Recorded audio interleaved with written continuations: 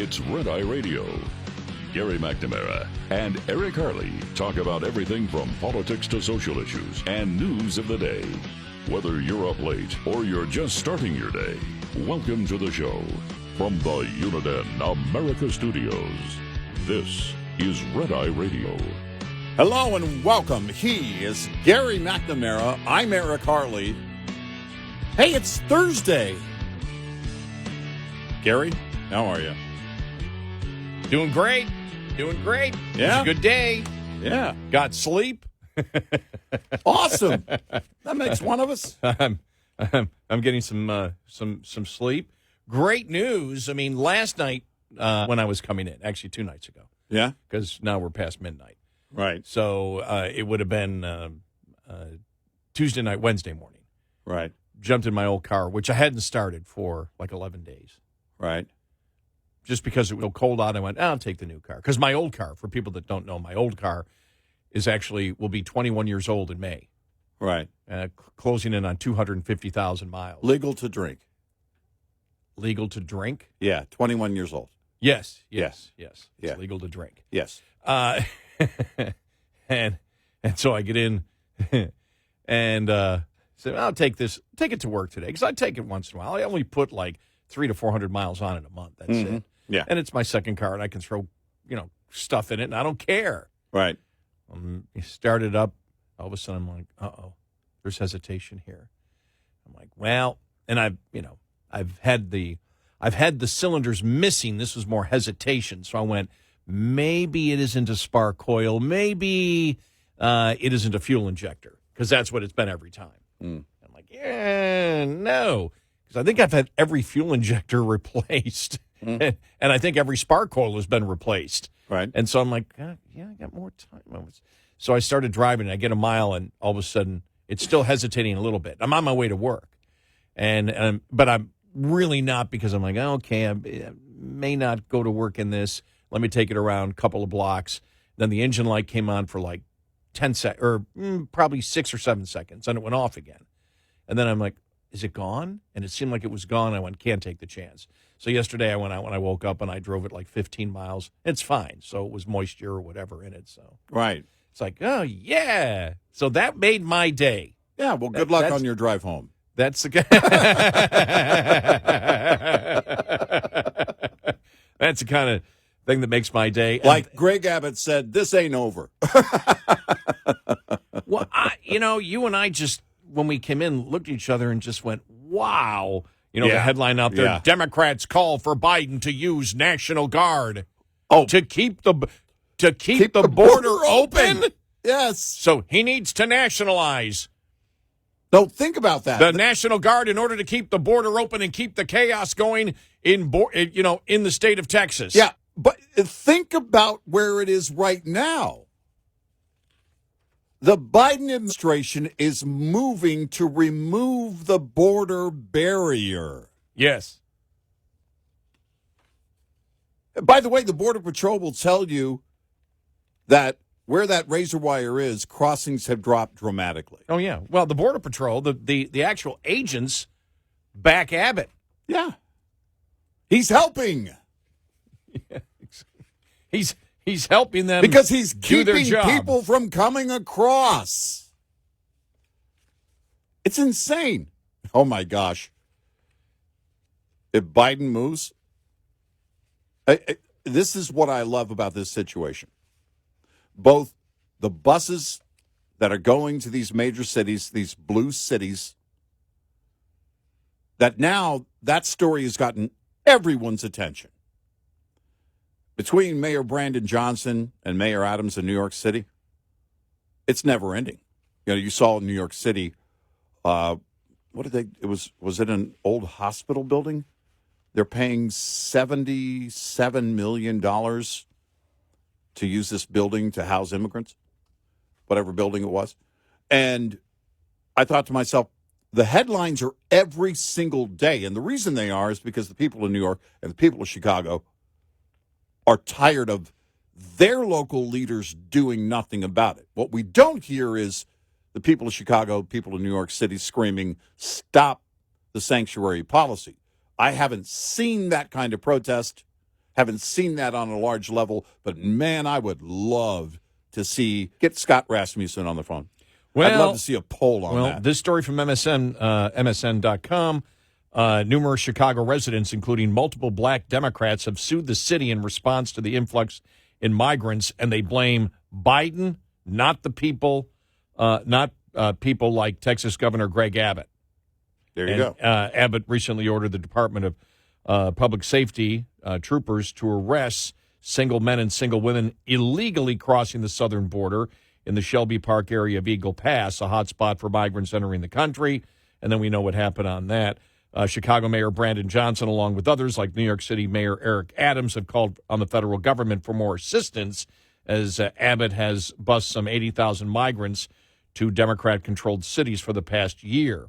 Let me see. There are 7 lawsuits right now against the city of Chicago, including 3 filed by people of color, according to the Free Press. One was filed by Chicago West Side resident Kata Truss, a 57-year-old mother. Another filed by a former Texas U.S. House of Representative candidate, Daryl Jones, a Democrat DEI strategist. Wow. Really? And reparations proponent who lives in the Chicago South Side. Oh.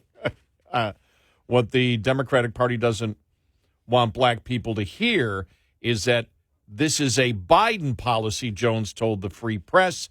Biden is allowing the borders to remain open. The 52-year-old said the influx hit home for him and his neighbors, some 95% whom are black, when a local abandoned high school intended by locals to become a community center was instead reformulated into a migrant shelter. There is just this level of disgust, Jones said. The community has wanted this building back for so long, and now you want to use it this way that would be harmful. There was no way we were going to stand for that.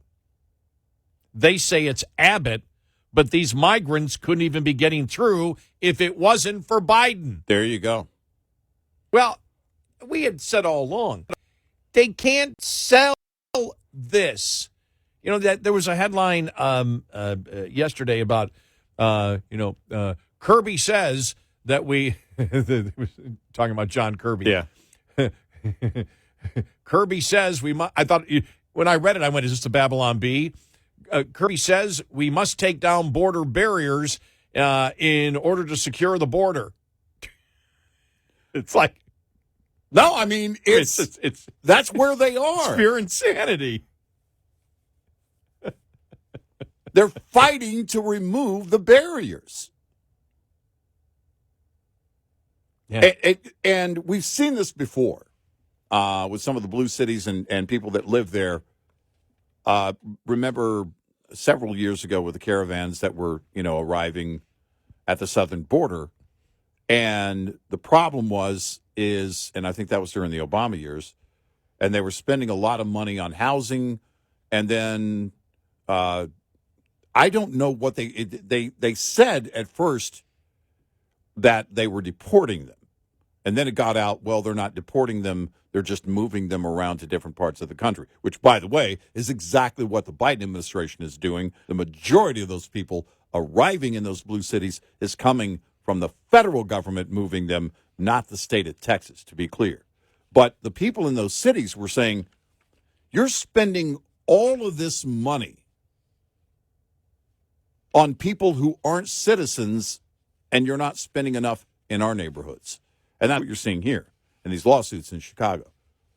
We wanted a community center, and now it's going to be a center to house migrants. And, we don't want that in our neighborhood. Yeah, but they've been not. I almost was going to say not to be critical.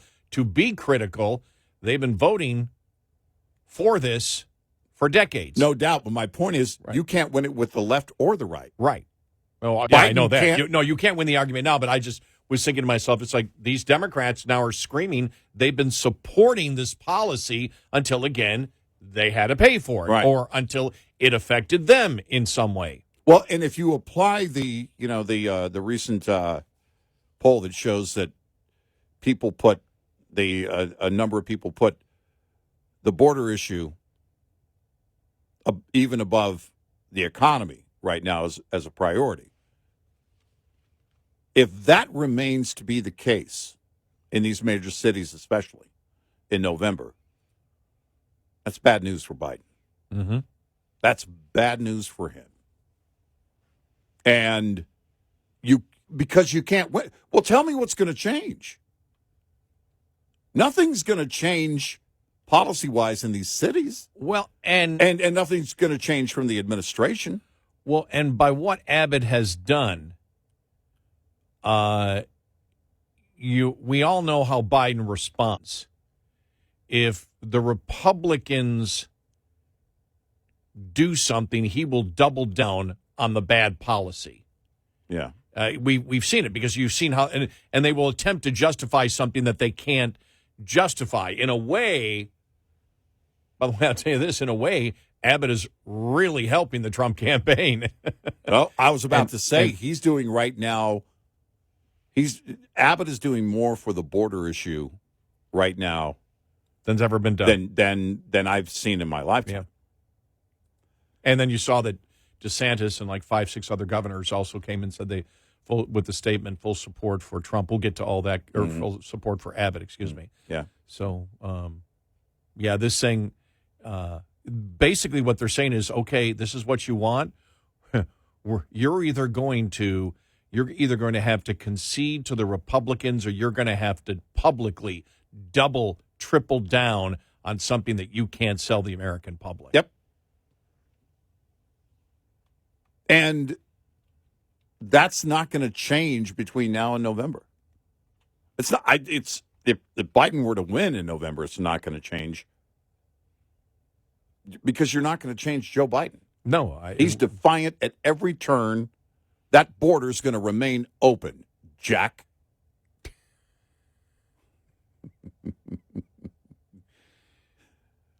I was doing that to somebody this past weekend. But I was doing the John Lovitz on Seinfeld. Was it you I was doing it to? Was it here? I don't know. Yeah, it was, because I was walking down the hallway. That's the way it is, Jack. You ever seen the one where he has the hairpiece because he... Yeah. How do you like this, Jack? So it's like somebody has to ask Biden, are you impersonating Lovitz? Or what's going on here? I mean, and it's, I think that was the story yesterday. The Abbott story was. Oh yeah, it was just. It was more than a gauntlet. It was the next logical step in this legal battle between the state of Texas, but really every state. And I was going to say border states, but it really is every state, because you look at it, the citizens of these states. I haven't heard it. By the way, where's the leftist protesters? Keep the border open. Keep the border open. Keep the border. I haven't seen it. Am I missing that protest? I haven't seen that. I went to the protest channel on YouTube, didn't see it. And that's there's the problem. Where's your support? Well, I know you and I, day one, I forgot whether it was when the razor wire or when they, I forgot which one it was. It was either the razor wire or when they said, okay, we're locking down the park. It was the razor wire. We said by him doing this that, well, let's just be inclusive. Everything that he has done is to get the Supreme Court to review it again. And yesterday, when you looked at this, and we'll read the statement coming up here following the bottom of the hour, when you look at the statement that he wrote, it's all about what the Constitution says. Yep. It goes, everything goes back to it's a legal argument he's making. Right. The moral argument the Republicans have, the argument they've won with the American public. Yep. And now it's time to, take it to the courts and see where the courts go on it and get back to exactly what we have said. In the United States of America, if you go back, when there were 13 colonies and the federal government, 13 states, and then the Constitution, was written. Did they, the founding fathers at that time, believe that if the federal government, which was never supposed to have the responsibilities that it has today, the federal government was never supposed to be this big, ever. They were never supposed to take on as much responsibility as they did in people's lives. That was not the origination of this country or what the Constitution wanted. Now, there were some that wanted a bigger central government, but I doubt they wanted it this big. Yeah, right. But when you get into it, because it was basically based that the states control themselves, but the federal government was there to protect the states and to protect individual rights. Yeah. To defend the states, and whatever, in time of war or whatever, or invasion, as it says here. But it was never thought that the federal government in the Constitution, never thought that the federal government could purposely harm a state.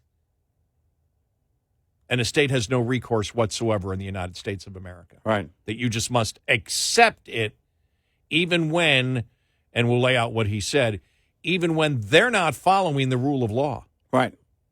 And that's why we asked the other day, is a Chevron case going to affect this? And it could. It might. Well, we got so much to talk about. 866-90-RED-I.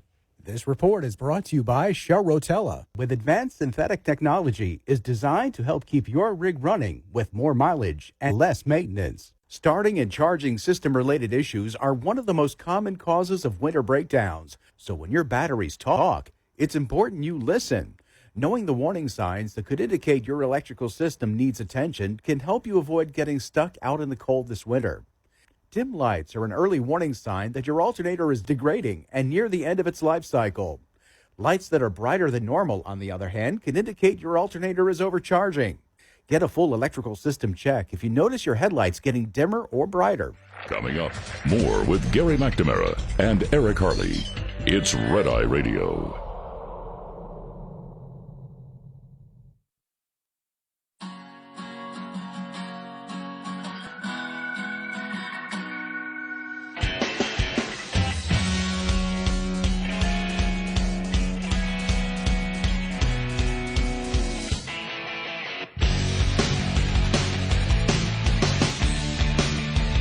It's Red Eye Radio. He's Eric Harley, and I'm Gary McNamara. The other thing is, the other story yesterday, because I've shaken my head, I'm like, wow.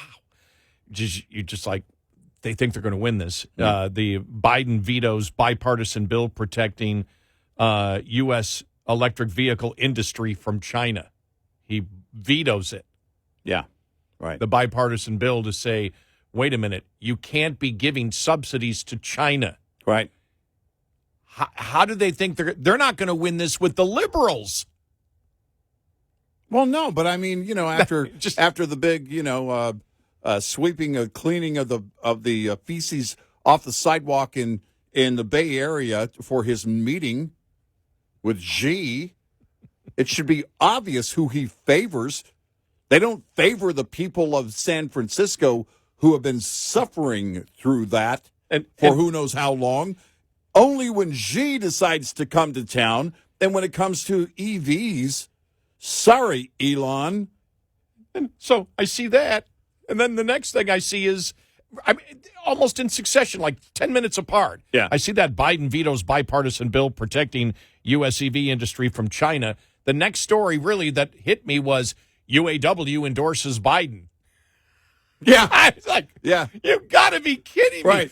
Right. Seriously, that made me, I was just discussing that with you during the break, that made me go to the Babylon Bee to see some of the headlines to see if maybe the real media was copying off the Babylon Bee. Right. Because it's just pure insanity right now.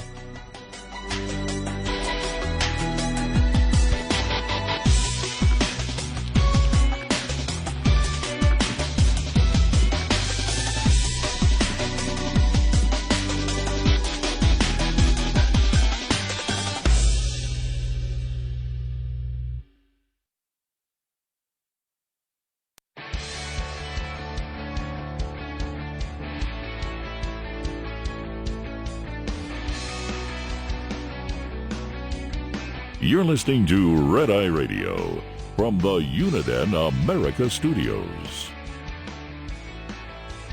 It's Red Eye Radio. He's Eric Harley, and I'm Gary McNamara.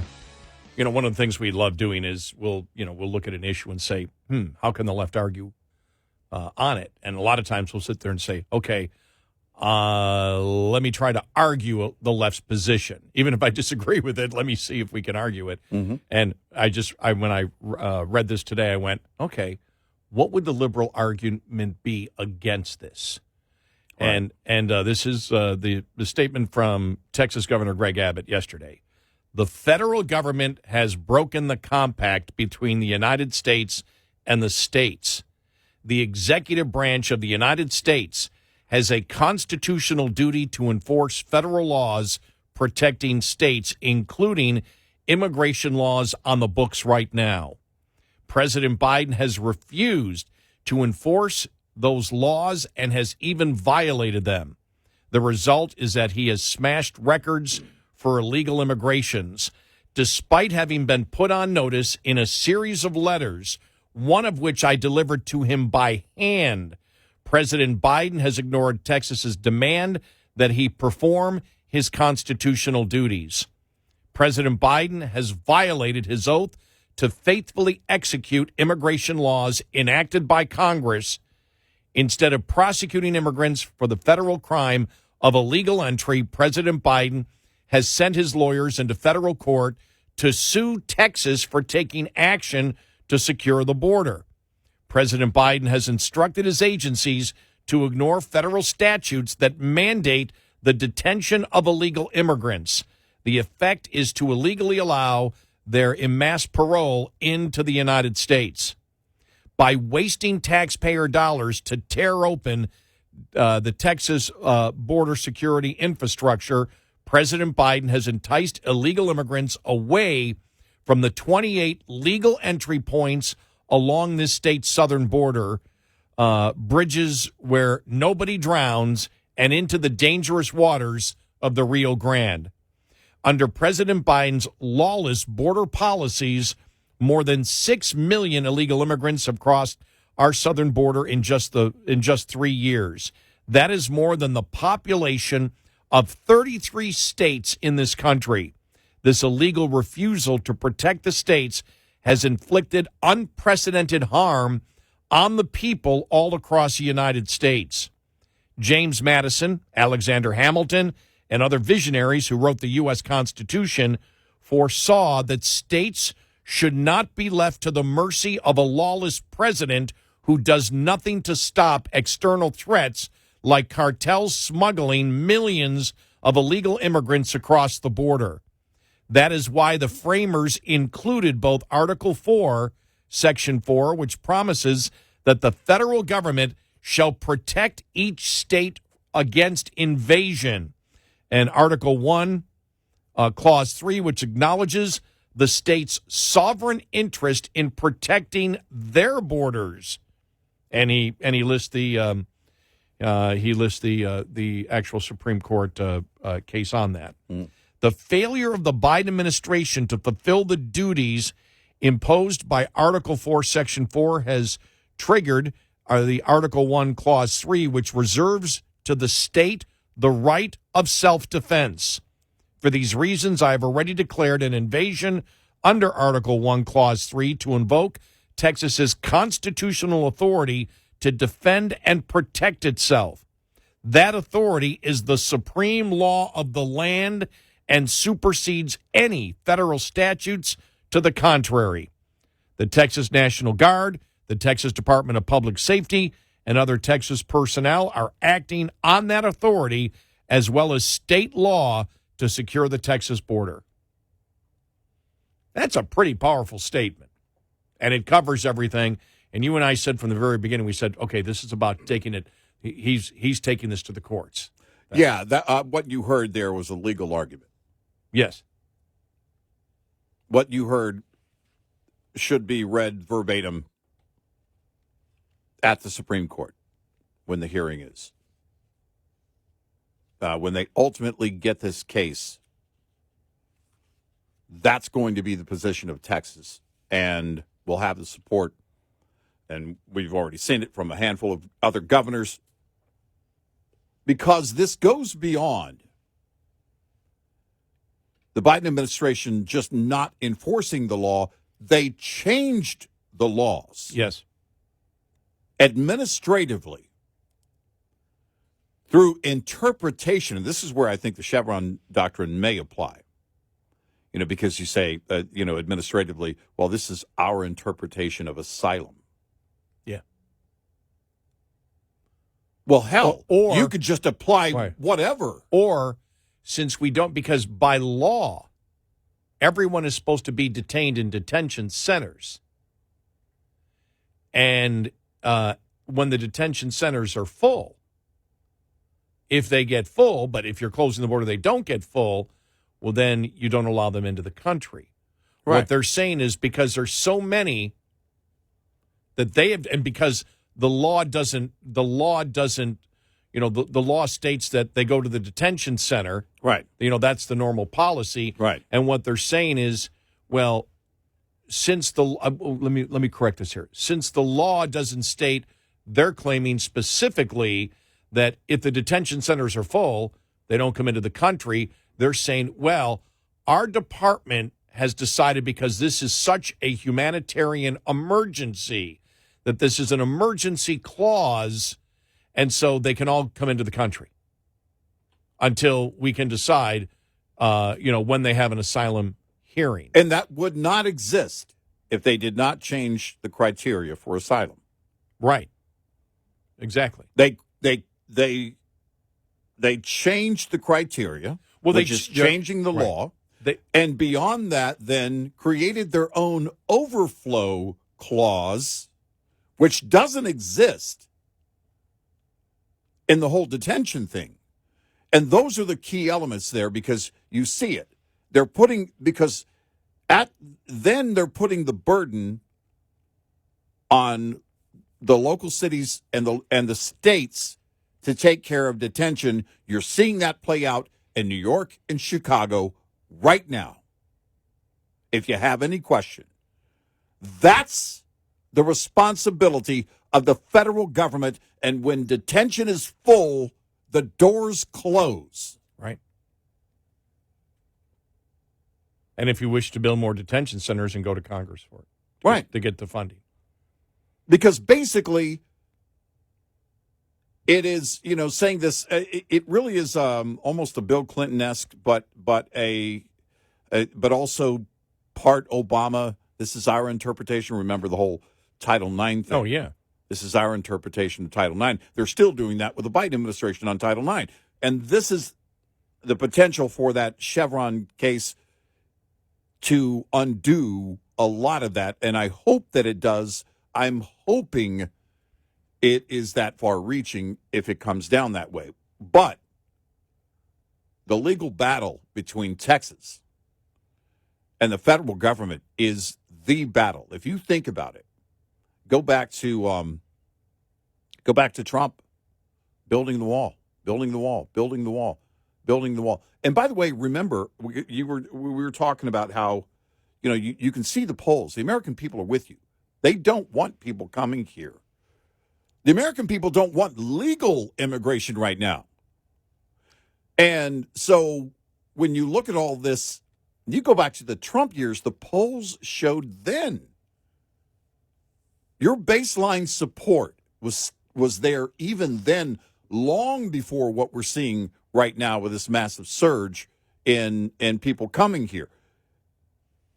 The difference was if you changed it up and added the word wall in the polling, the numbers would change a bit. But the majority of people back then supported Donald Trump on the issue.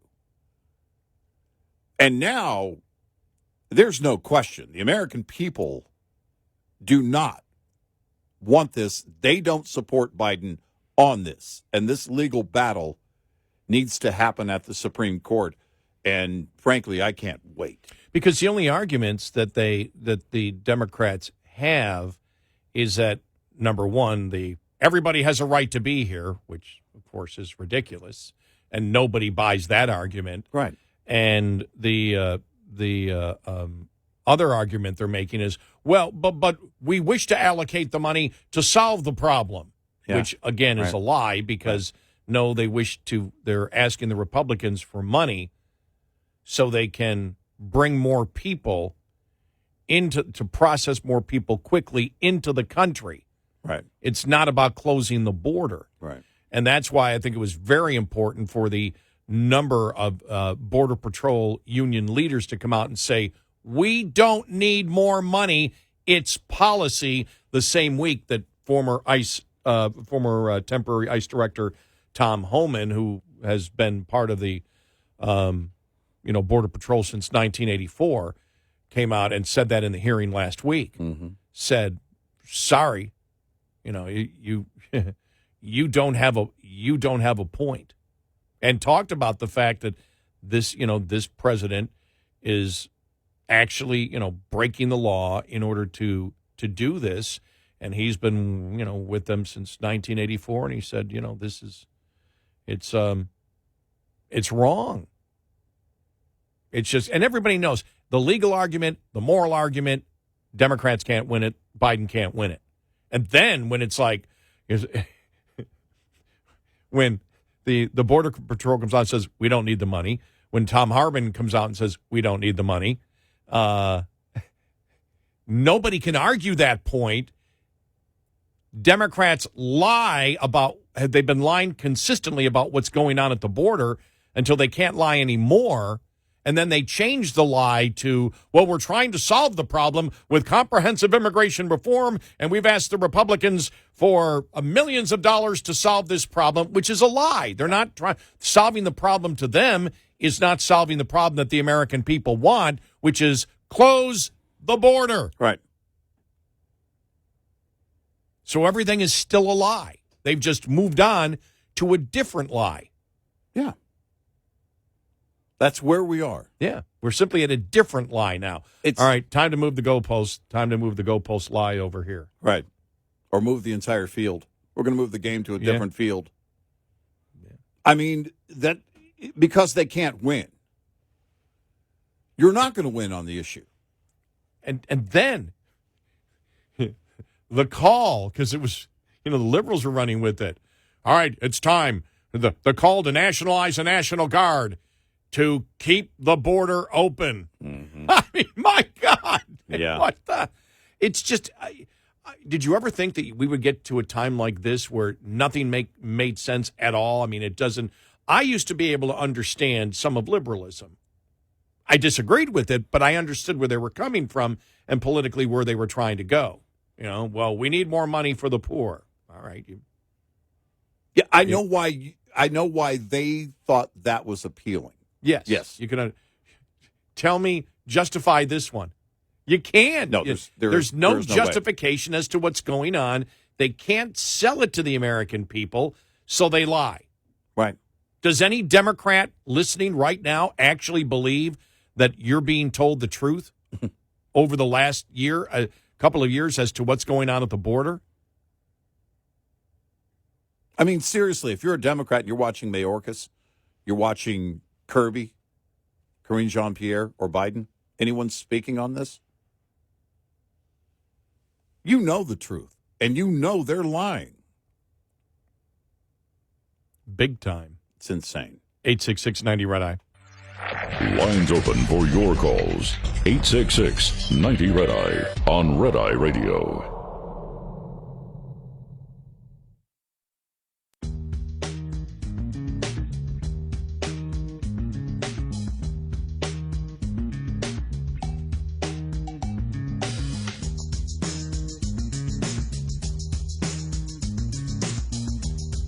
It's Red Eye Radio. He's Eric Harley, and I'm Gary McNamara. So I'm reading here from Fox what Representative Greg Cesar from Austin, I believe, said. Greg Abbott has continued to. This is where he is called for the, to use the National Guard, to nationalize the National Guard to keep the border open. Greg Abbott has continued to use political stunts and inflammatory language to advance his own agenda, violating the U.S. Constitution and endangering both U.S. citizens and asylum seekers. Abbott is following the Donald Trump playbook, making immigration harder and more dangerous, so asylum seekers are pushed into the hands of cartels and the system remains broken, end of quote. So what he's saying is the Constitution requires that the border be open. Yeah, right. That's the point he's trying to make. The Because Constitution otherwise the bad guys win, basically. That if the borders were completely open, then the cartels would have no power. Right. Then legalize fentanyl. Yeah, I mean, it's just this is just. I mean, that's basically the argument you're making. I know it's An open border means the cartels have no power. You have no clue what you're talking about.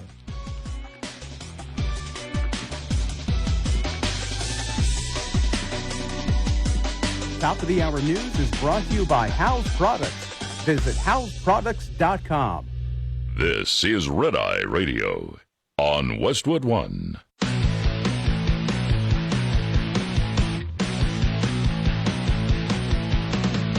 Now, it's Red Eye Radio. Gary McNamara and Eric Harley talk about everything from politics to social issues and news of the day. Whether you're up late or you're just starting your day, welcome to the show. From the Uniden America Studios, this is Red Eye Radio. all across America and around the planet. We are Red Eye Radio. He is Eric Harley, and I'm Gary McNamara. I was waiting for it yesterday, and I didn't see it till just now. And this is what Democrat is going to try to make the comparison, between Brown versus the United States, and what's going on at the border. Yeah. Betto did. Okay. Betto. Right. Abbott is using the Texas Guard to defy a Supreme Court ruling.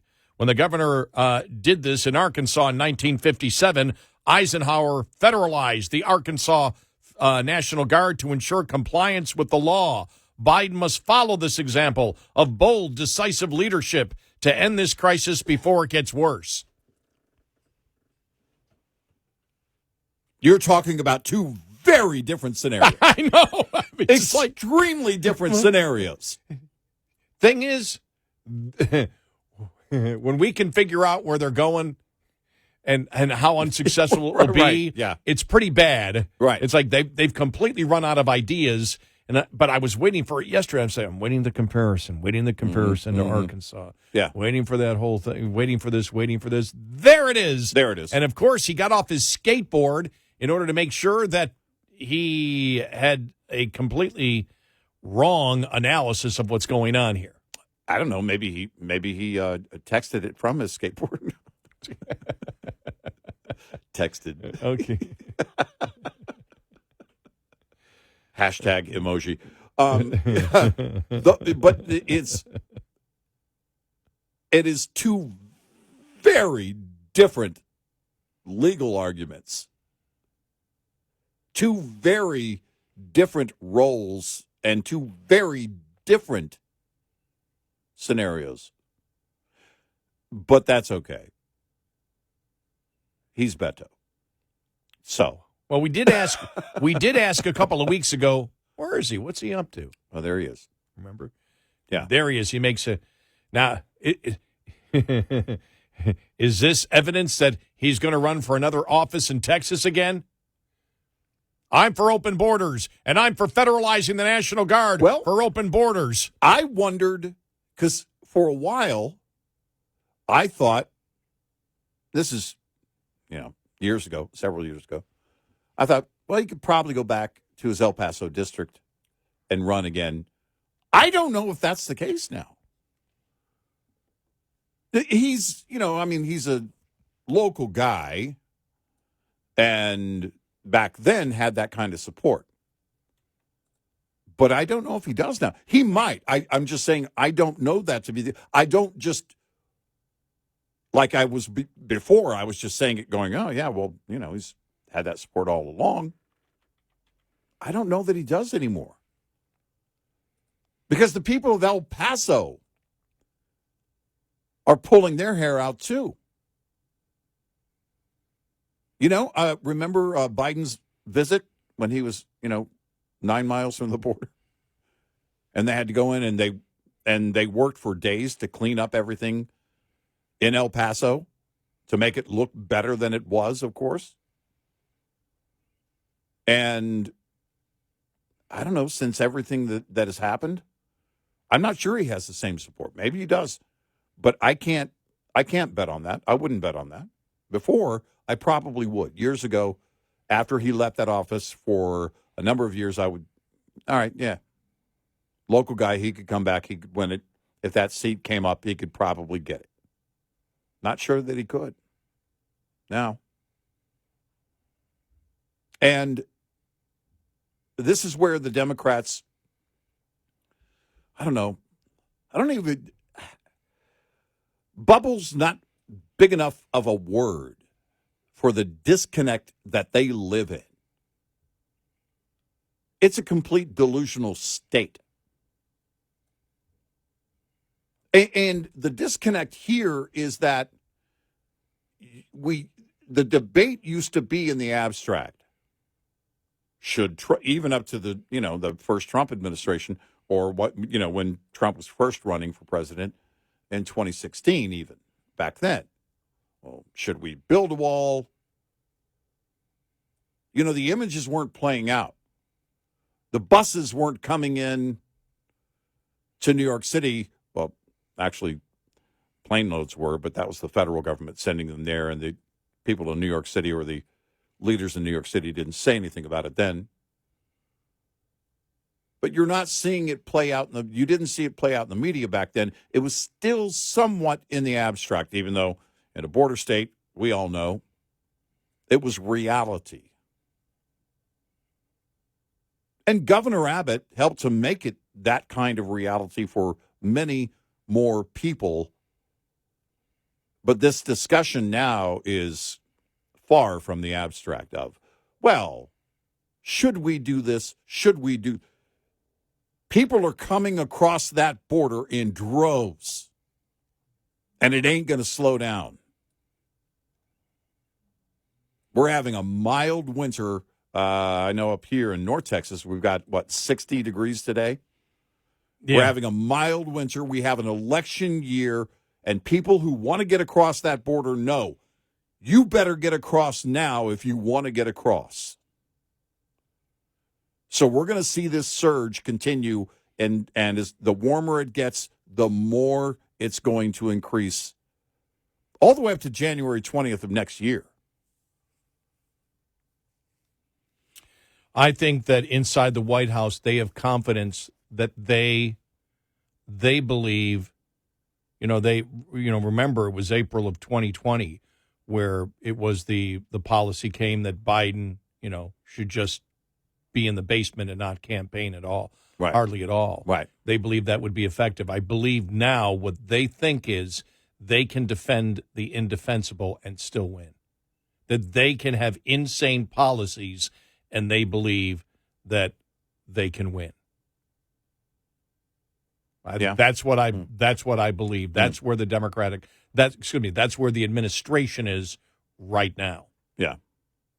And that's why you see Biden out there every day. They're not following any of the Democrat advice that, as Van Jones said over the weekend, apparently was it over the weekend or whatever? No, he said it on the primary night, where he just said Biden needs to be in the basement. There's no confidence at all when he speaks at all. And every time he speaks, it's a complete disaster. Mm-hmm. I think inside the White House, they are such in a bubble of delusion that they believe that he can go out every day and mumble and stumble, and his surrogates can be out there defending the indefensible, promoting ideas that the American public believe is insane, and that they can still get elected. That's what I believe is going on inside the White House. They're not hiding them. No, they're not. No, not at all. And every day he's out there, you shake your head going, does he have a clue? Does he have a clue? I mean, I would love to know. I'd love to be a fly on the wall inside that campaign, the Biden campaign. Someone made the point yesterday, look, Biden hasn't even started his attack ads on Trump. And that person also brought up the fact that, and we've been talking about this, that they'll probably use a lot. In fact, they will. It's a given. They're going to use a lot of images from January 6th over and over again in their ads. We've said that since January 7th. Yeah, of that year. Yeah. We said that. They said expect in 3 years they'll be, using it on a consistent basis. Yep. And I believe they will. I think that's because they have nothing else. No, they have nothing else. Build the fear over and over again. Build the fear. Yep. And I heard two people yesterday in the media. Well, Trump's not, or Biden's not going to be the nominee. Biden won't be the nominee. He's not going to be the nominee. Right now, he's the nominee. And he's campaigning. I don't see him, because I think if they wanted to slow that roll and then slam the brakes on and him pull out, you would see less of him right now. And he's not going to go into hiding. They're going to do campaign stops. He'll be at a podium. He'll mumble. And the people will cheer like they did the other day. Yeah, I know. You couldn't even understand what he was saying in there. It was like, it was almost, you and I said, it's almost as if they get instructions when he pauses, even if you have no idea what he says, make sure you cheer. Right. Because you don't know what he says. Right. And you and I said, well, we can't analyze what they're cheering about. We tried to break it down and said, we broke it down, this is what we think he said, where even if you try to understand and say, I think this is what he is saying, as we said, it made no sense. Trump thinks that men and women, America, he just wait for the benefits. Right. What? What are you talking about? Yay! Yay, and they cheered. Obama would say things and they would cheer, and it would be things that he said would be absurd ideas, but at least you could understand what he said at the time. Right. You could have a discussion and say, you could say, well, okay, as we did, as we did the one time ago. Well, he's because when he was the time when he was in Houston, windfall, and said, oil tax. Are you sick of high gas prices? Yay!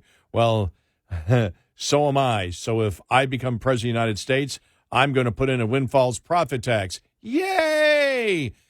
And it's just like, wow. He just told them, are you sick of high gas prices? And they cheered. And then he communicated, well, then if I become president, I'll make gas prices higher, and everybody cheered. Yeah. Now, it made no sense, but we can guarantee the if you cheer at that, you're economically ignorant. Yeah. As a significant portion of Democrats are. Right.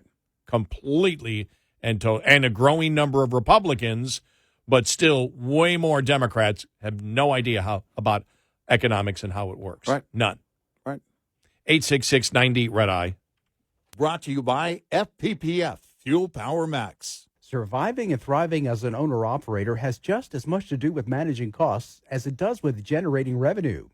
Like the chief financial officer of any company, you have to be concerned about rising costs, especially without increases in revenue. Trying to reduce costs, let alone make sense of them, can be a complicated task. Understanding basic principles of operating costs can save you thousands of dollars a year. A penny saved could be $1,000 earned. Saving just 1 penny per mile over 100,000 miles driven annually will deliver $1,000 to the bottom line at the end of the year. Brought to you by Shell Rotella, with advanced synthetic technology is designed to help keep your rig running with more mileage and less maintenance. Lines open for your calls. 866-90 Red Eye on Red Eye Radio.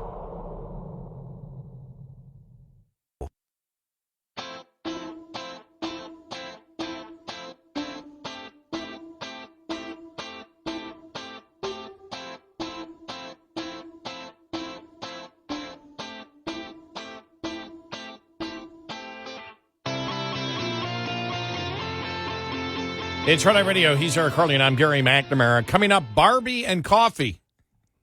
You heard the World Economic Forum was blasted for talking about climate change and the need to cut back on coffee production worldwide. Yeah.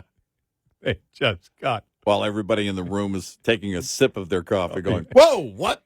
After they took their private jets. Yeah, Their exactly. just- Yeah. Each of them have their own private Starbucks operation on the jet. and the best thing ever. And I don't know if we probably would have brought it up because of the feminist angle on it, but Hillary Clinton talking about the fact that the movie Barbie and that the director and Barbie were not nominated for an Oscar, but Ken was. The man got the nomination. And in the movie that they view as a feminist movie, the guy gets the Oscar nomination. Yeah. Ken gets the Oscar nomination. Yeah. And the funny thing is, this is what set off feminists on social media. Yeah. Not the radical, insane transgender movement where men get to define what a woman is. It's the Barbie movie. But the Barbie movie. Yeah. Fake women. Yeah. Well, there were a number of Barbies. That's why I said women. I tried watching it over Christmas vacation, I think it was. Or was it? No, it was a 3-day weekend. We had a couple of weeks. And I couldn't get through the first 5 minutes of it. I just went, this is just dumb. Yeah. Not my thing. And so I couldn't come to an analysis of it because it bored me to death.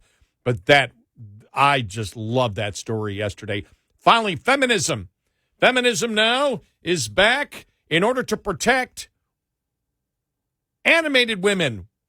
Well, they actually wasn't animated. Pretend women. Yeah. Right. Barbie isn't real. Yeah. Right. It's, but Hillary can relate. She's also been snubbed multiple times. Yeah, because she used the word by her husband, by the American people, by the American people again, by the American people again. So she relates. She relates totally. One of the best dang stories ever. Yeah. The feminists now that we must protect the women that don't exist. Only in Hollywood. Right. Yeah. And in little girls' minds. Right. But when it actually comes to defending real women, to hell with you. Well, see, here's the thing. Hollywood has been all over the place. We don't have enough people of color that are nominated or winning. Right. So now DEI is involved, as we know, in movie making today. Right.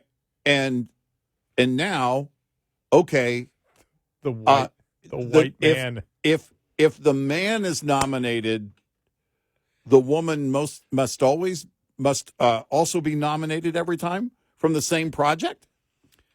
Not only that, I realized it's the white man. Yeah, the white male. That's right. Yeah.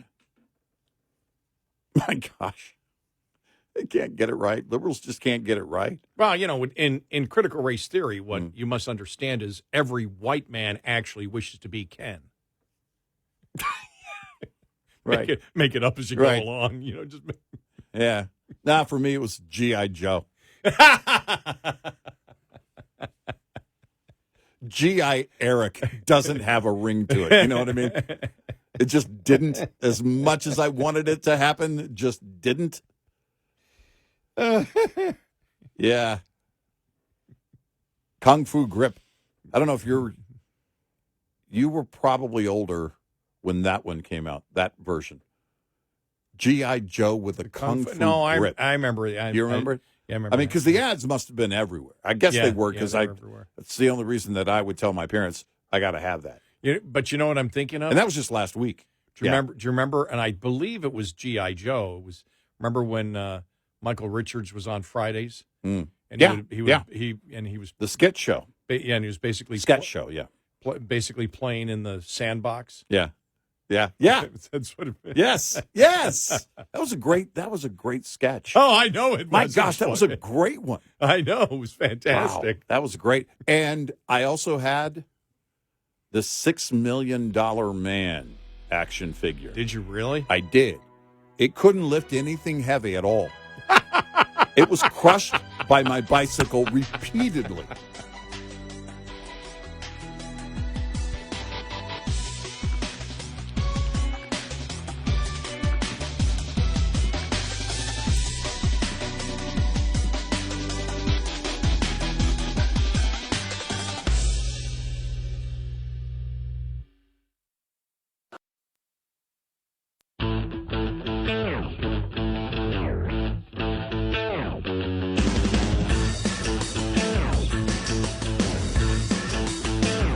The most influential radio show in the world.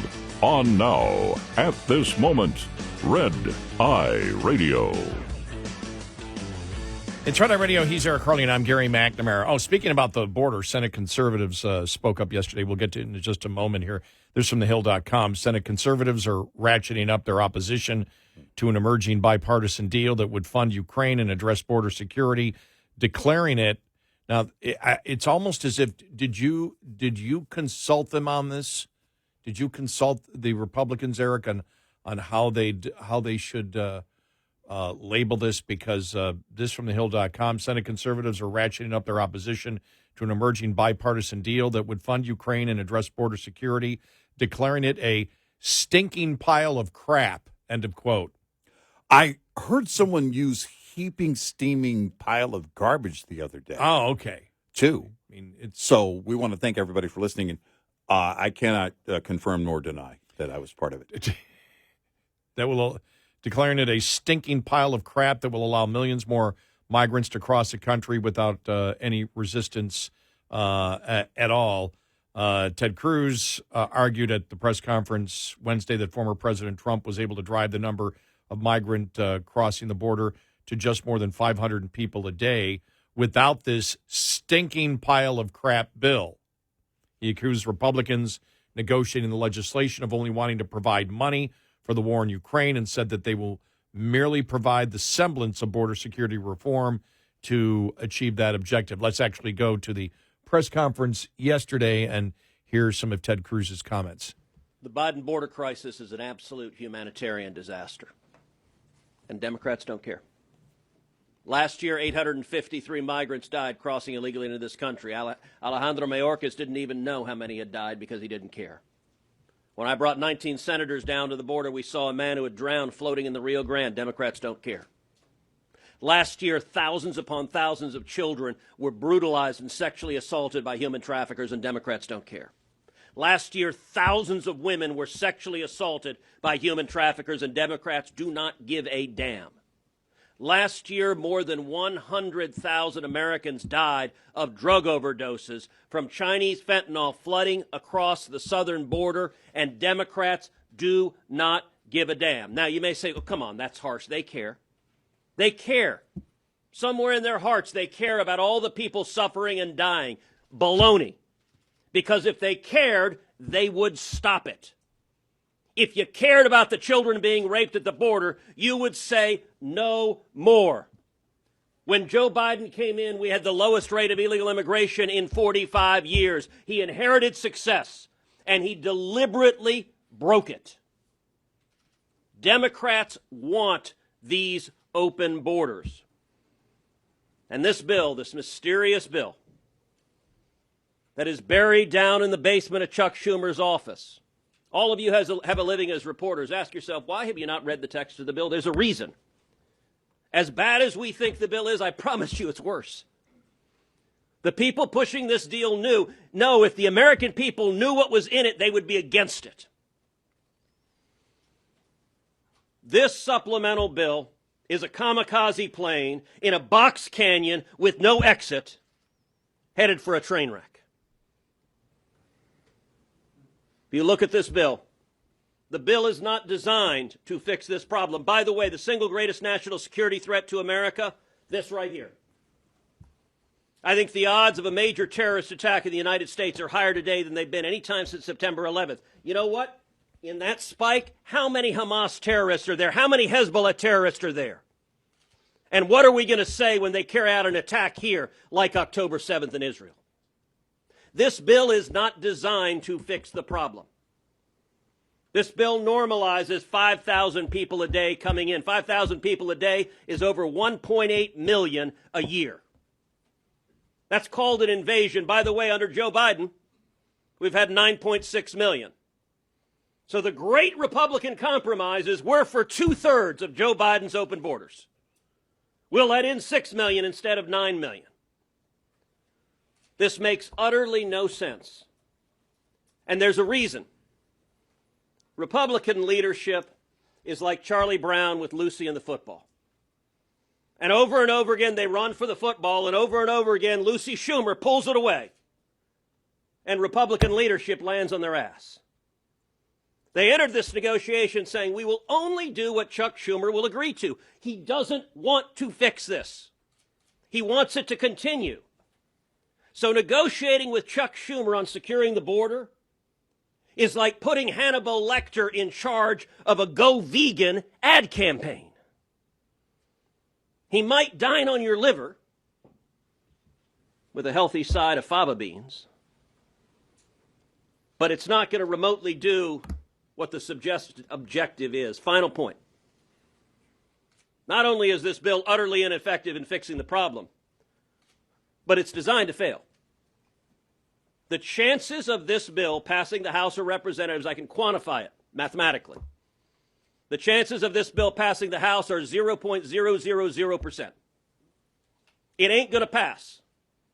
At lunch, we had a vigorous discussion at lunch yesterday. I asked leadership, why on earth would you be teeing up a vote with every Democrat and 10 or 12 Republicans that has no chance of passing the House? It's not going to become law, and I get it. Leadership really wants Ukraine funding. But that doesn't happen unless you get a bill that can pass the House. The only purpose of taking this up is giving Democrats political cover to say, gosh, we would have secured the border, but those pesky House Republicans didn't let us. It's a good talking point. It's complete baloney, but it's a good talking point. This bill represents Senate Republican leadership waging war on House Republican leadership. It's not designed to secure the border, and it won't secure the border. And that's why leadership wants it kept in secret. They don't want anyone to see the text of it. Republicans in the Senate ought to have the sense and sanity to say, secure the border, or else we're not going to go along with providing fig leaves to cover up the deliberate failure of Joe Biden and the Democrats. They have caused this crisis. We can answer anybody's questions. Yes. I have one for Senator Cruz, actually. It's about Texas. So the Department of Homeland Security this week sent another letter again demanding access to Shelby Park. Texas is not evacuating, as you know, instead deploying even more razor wire. Do you think this will ultimately lead to a showdown between the federal border patrol agents and the National Guard in Texas? Listen, I'm proud of the great state of Texas. I'm proud of our governor. I'm proud of our state legislature because they're stepping up and defending our state from invasion. Listen, the mayor of a bunch of blue cities, the governors of a bunch of blue states have declared illegal immigration emergencies in their states. That's true in New York. That's true in Boston. That's true in Massachusetts. That's true in Chicago. That's true in L.A. Eric Adams, the liberal Democrat in New York, has said illegal immigration is destroying New York City. That's 110,000 people are destroying New York City. I agree with him. But if 110,000 people are destroying New York City, what the hell do you think 9.6 million people are doing to Texas and the other states on the southern border? And so Texas is stepping up to defend our state. I'm glad we are. But the reason Texas is doing so is because Joe Biden and Chuck Schumer and the Democrats affirmatively want this invasion. By the way, you want to know why negotiating with these guys, why they're doing it in such bad faith? They are today, as you pointed out. Joe Biden is litigating against the state of Texas to try to stop Texas from securing the border. Joseph Robinette Biden Jr. is the greatest friend the Mexican drug cartels have ever had. He is the greatest financial benefactor the Mexican drug cartels have ever had. He is the single largest human trafficker in history. Now, that may sound like hyperbole, but those 9.6 million people, when they come over and turn themselves in, they tell the Border Patrol agents, I want to go to the following city, and they pick a city. And Joe Biden puts them on planes and puts them on buses and sends them to every city in America, and Joe Biden is the last mile of the human trafficking network. So, yes, Biden is fighting ferociously to stop Texas from defending ourselves. He is wrong. But it shows that Biden wants this, and the only thing Biden wants next is to make Ron Johnson have to buy a bigger poster board because the chart goes higher. There you go.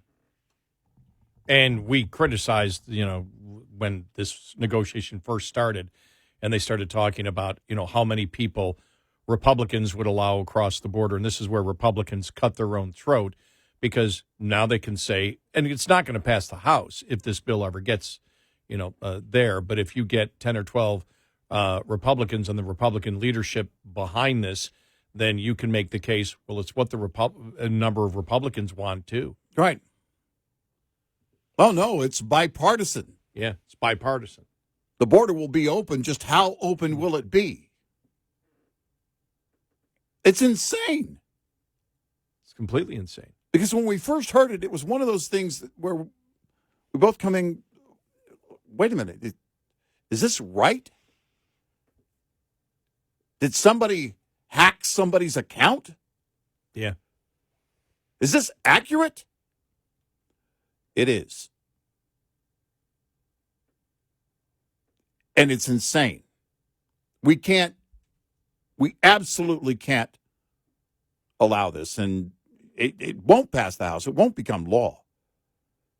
But the fact that you've got Republicans on board, even 10 to 12 Republicans on board in the Senate, is stupid. Yep.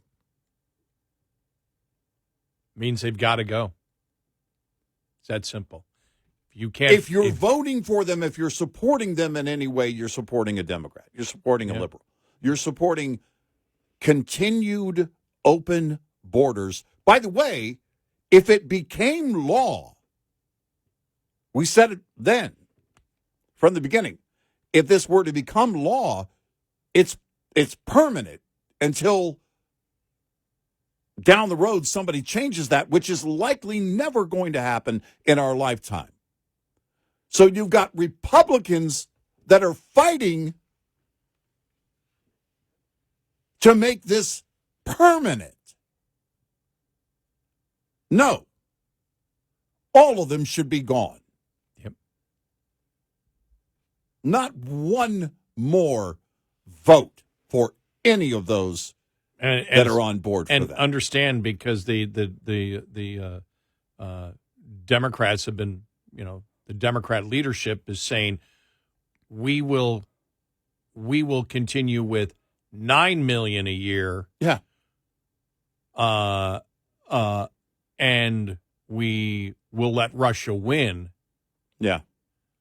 Unless you give us 6 million a year into your country that you can't vet. Right. And then we'll try to deter Russia. Right. And we said in the very beginning, we said, Republicans need to be using this, but then you can make the same argument against the Republican leadership. Yeah.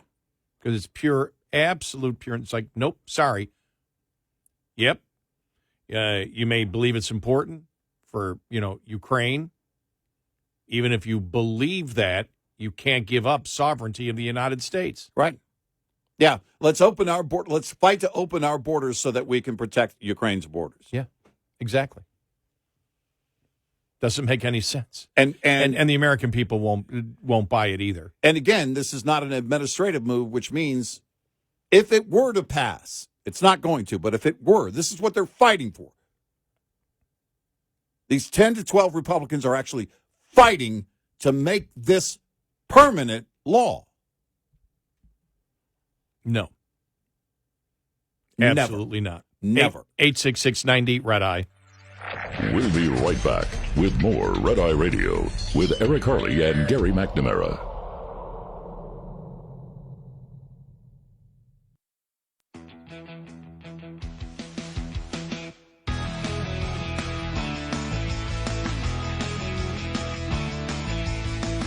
Red Eye Radio. He's Eric Harley, and I'm Gary McNamara. Welcome and good morning. Thank you for being here. Biden spoke to the UAW yesterday. Let's quickly play this audio. All right. We're going to talk more about it following the top of the hour, but I can't wait. I don't want to wait that long to play the audio. All right. Yeah. And this is a little moment of truth and clarity from Biden. Yeah. Here we go. We're fundamentally changing the economy of this country, and everybody's getting a little worried about it. Yeah. Absolutely true. Absolutely true. 100% true. Right. You've decided that you, as President of the United States, knows how to run the economy. Yeah. And so what you've decided to do, because you talk about, he's in front of the UAW, this is about EVs, you've decided that taxpayers should support a business that cannot make a profit and then force Americans to buy that product that Americans can't afford and don't want. And that's how you revitalize an economy. Yeah. Any Democrat tell me where I'm wrong, you can't. Right. Because that's what he believes. And that's why it's failing. And so the UAW endorsed Biden yesterday. Yeah.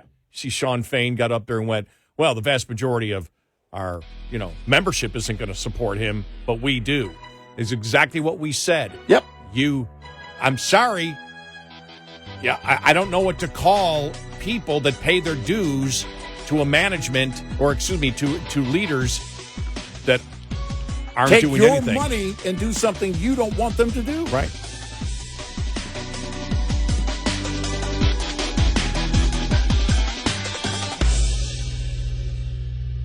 This is Red Eye Radio on Westwood One.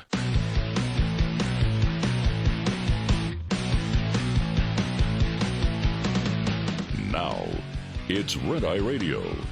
Gary McNamara and Eric Harley talk about everything from politics to social issues and news of the day. Whether you're up late or you're just starting your day, welcome to the show. From the Uniden America Studios, this is Red Eye Radio. All across America and around the planet Earth, we are Red Eye Radio. He is Eric Harley, and I'm Gary McNamara. Good morning. Thank you for being here. It's official. Red Eye Radio just won New Hampshire. I don't know what we won, but we won it. I've never been to New Hampshire.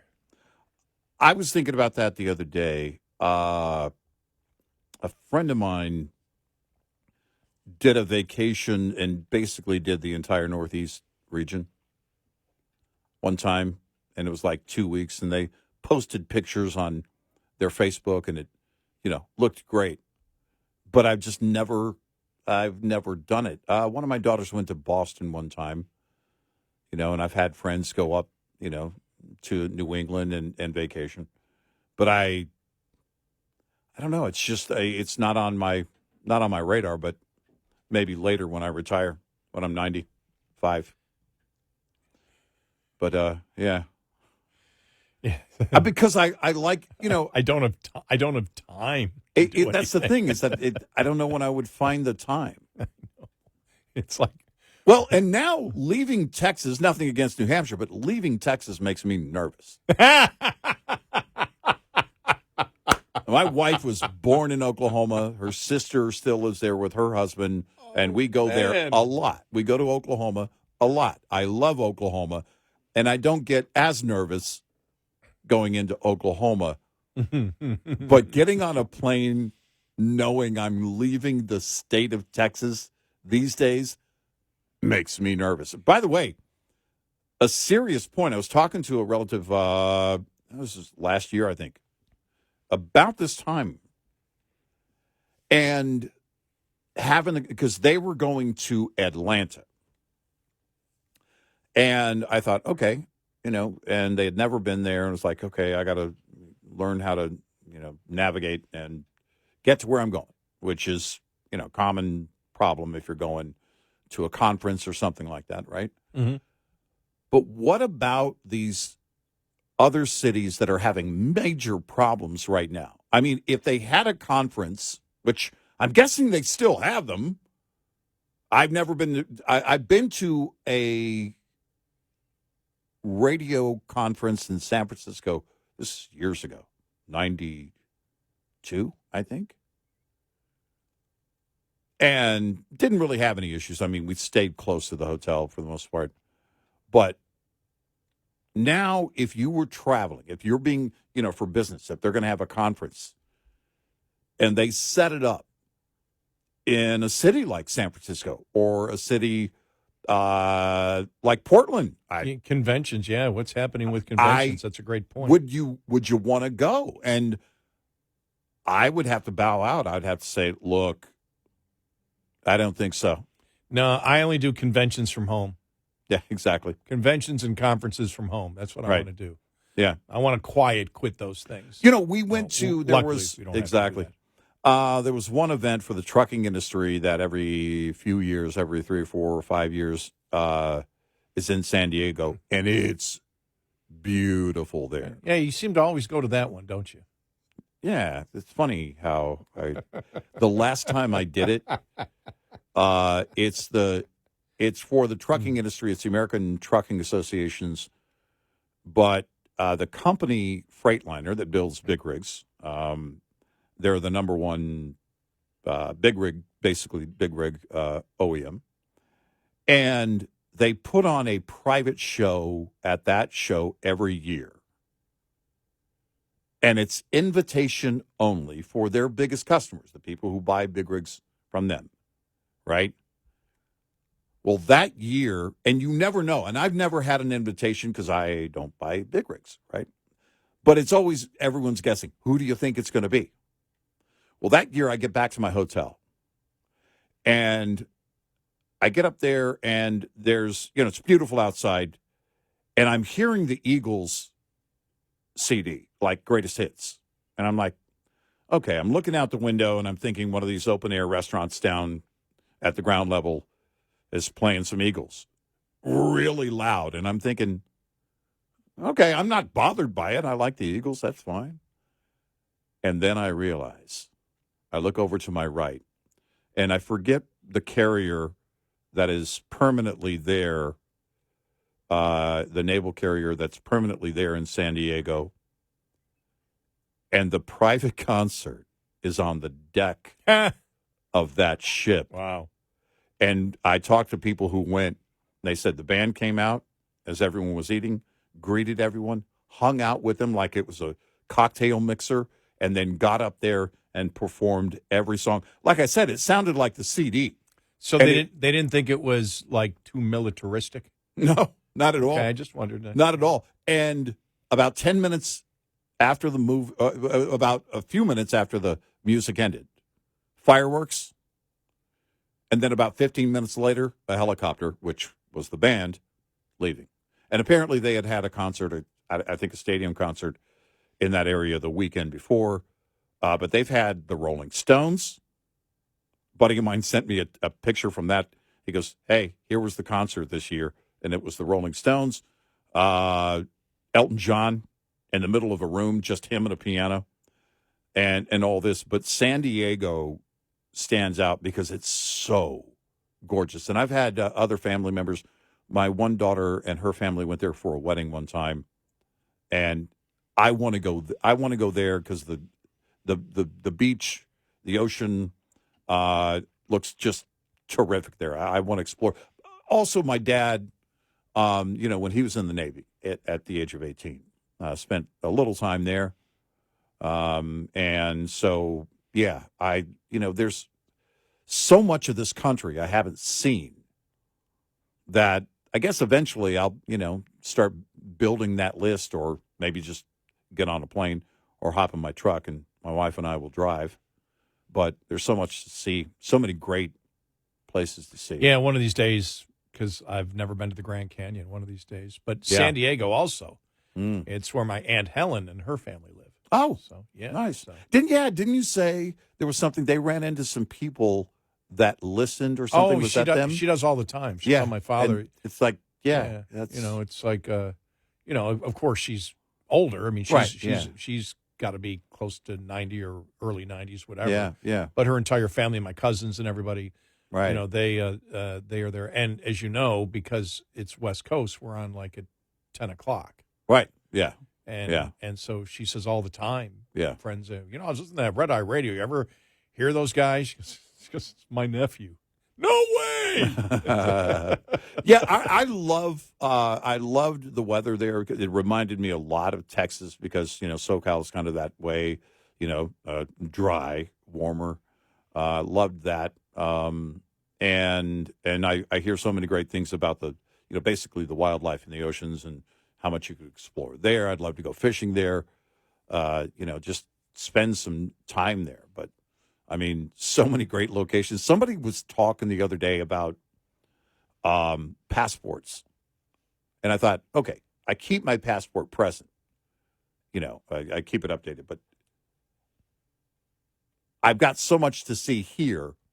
I can't think to my, you know, I know we want to go see Ireland, Scotland, you know, some things that have to do with our family tree and all that eventually. But I've got so much to see here first, it seems, you know? Well, by the time I get the free time to do it, if I ever retire, I won't want to. We're going to have to, you know what we're going to have to do? We're going to have to take a tour. We talked about this. Do the show live from different locations. No. and the reason I say no, I have a hard enough time with my sleep pattern right now, as I've been telling you. Yeah, no, it would be impossible. And when you travel and have to do things, and we would never sleep. Yeah, I don't sleep anyway, so I'm good. Yeah, I need my sleep, and I've had as I've told you, really, it's been, and the last couple of days, it's been getting a lot better. And I think it may be the change of season, but I sleep, and anybody who's working this shift right now, you can relate to it. Sleep is, you know, for me, sleeping is the most important thing that I do every day.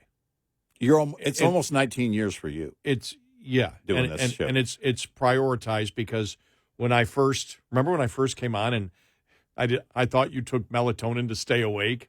Remember that? Everyone said, "Oh, if you work nights, you got to take melatonin." Well, they didn't finish the sentence. Yeah, exactly. And so I, like the first couple of nights, I was so tired on the air. During one break, you were like, "I can't."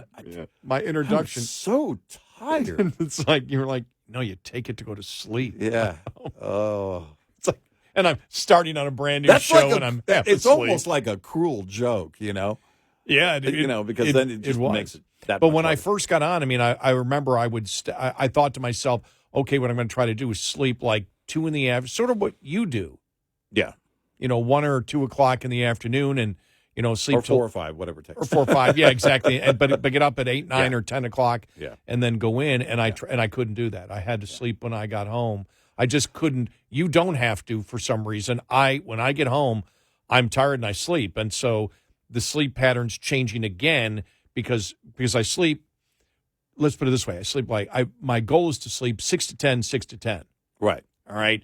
What it ends up being, what it's becoming right now, is just, and this is just the last week or so, which is like, you know, 6 to 8 or 8:30, and then I'm sleeping a little bit longer now in the evening. In the evening, but just, you know, week and a half ago, I could not sleep in that second sleep shift, and I have to. Yeah. And it's just, I can do the show if I'm tired, but there's like a wall.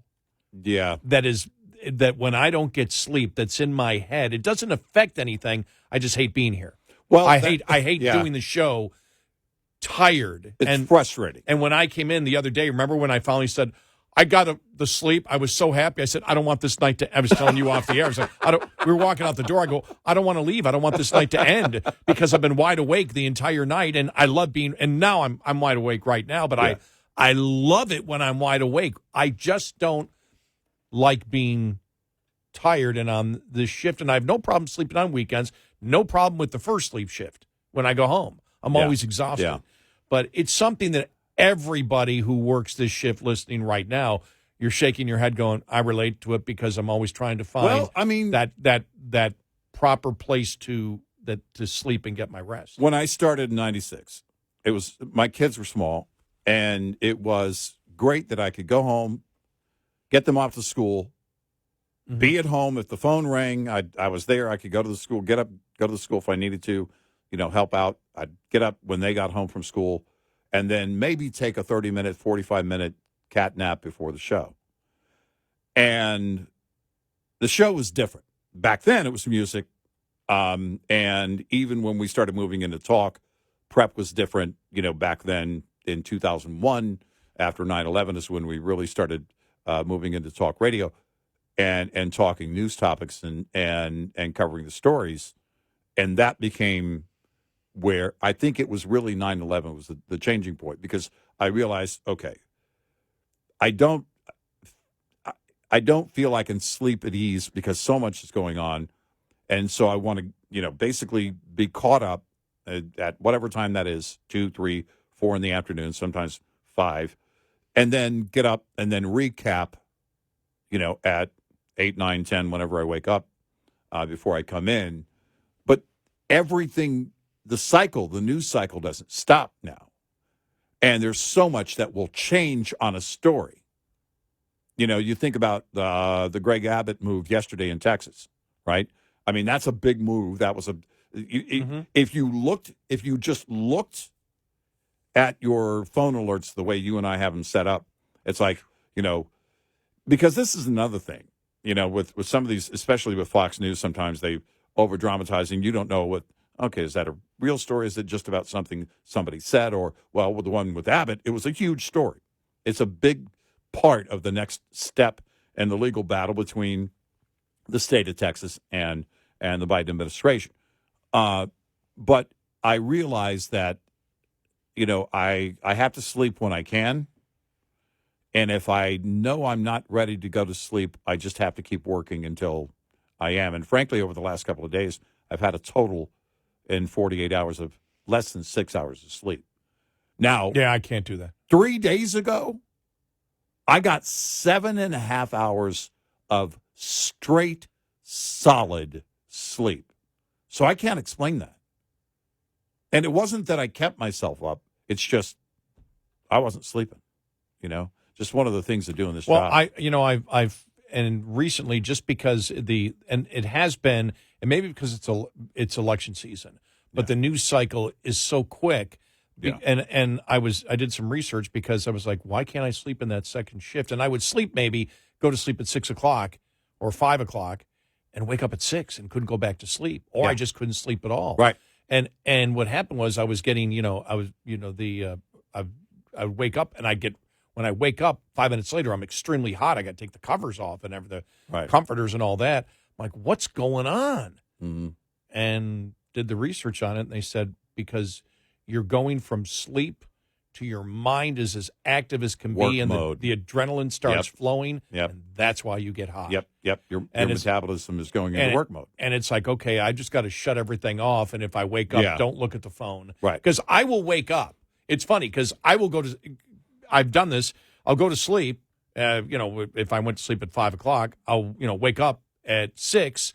3 or 4 people have texted me. I answer them back. Okay, I just woke up. Now I'm going back to sleep. And it's like, can't do that. Can't do that. Once you engage in something, because then if I open the story and start reading on it, because I want to know the details of where we are right now, it's like, okay, it can wait because it may change between now and the time that I actually get up and start prep for work right before the show. And when you do that, I mean, you want to go to the phone. It's like it's talk radio cocaine.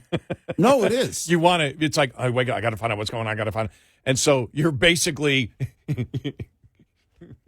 Well, the fear of missing out. Figuratively, it's like sleep or talk radio cocaine. Well, and it's like you've got to. It's got to be sleep. You can't get that high yet. You don't even think about getting the high. If you even think about why you're not going to your phone, you're not going to get back to sleep. Well, and that's the tough thing. Yeah, in the penny crypto market, they called it the fear of missing out, Yeah. And the FOMO thing. And for us, fear of missing out on stories. It's like, no, but I want the latest. Well, you don't need, you'll have the latest later when you're doing your show prep at the time that you're actually waking up and getting ready for the show. But there's just something that it can change between now and then. There's just something, it's almost it is like an addiction, isn't it? No, it is.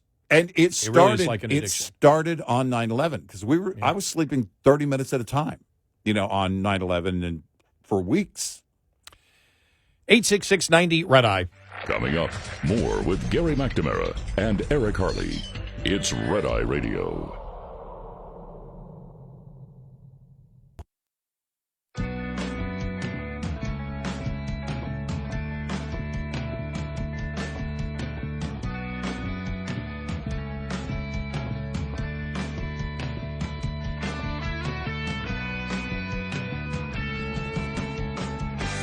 It's Red Eye Radio. He is Eric Harley, and I'm Gary McNamara. Coming up following the bottom of the hour, the continuation of things that make absolutely no sense at all. Yeah. And this is, if you saw yesterday, UAW President Sean Fain endorsed Biden. Yeah. And said Trump is bad. And then he actually told Neil Cavuto that a great majority of our members will not vote for President Biden. At least he said that out loud. Right, and he goes, because it's about their paycheck, is what he actually said. And I'm like, he's making no sense. Because their paycheck is also about their dues that they're giving you, and you're going to use those dues to endorse Biden. Yeah. It's just the most bizarre. And on the day that the stories are out there that Biden is vetoing the bill that would make it so we don't give subsidies to Chinese EV makers. Right. Tell me how that makes sense. It's bizarre.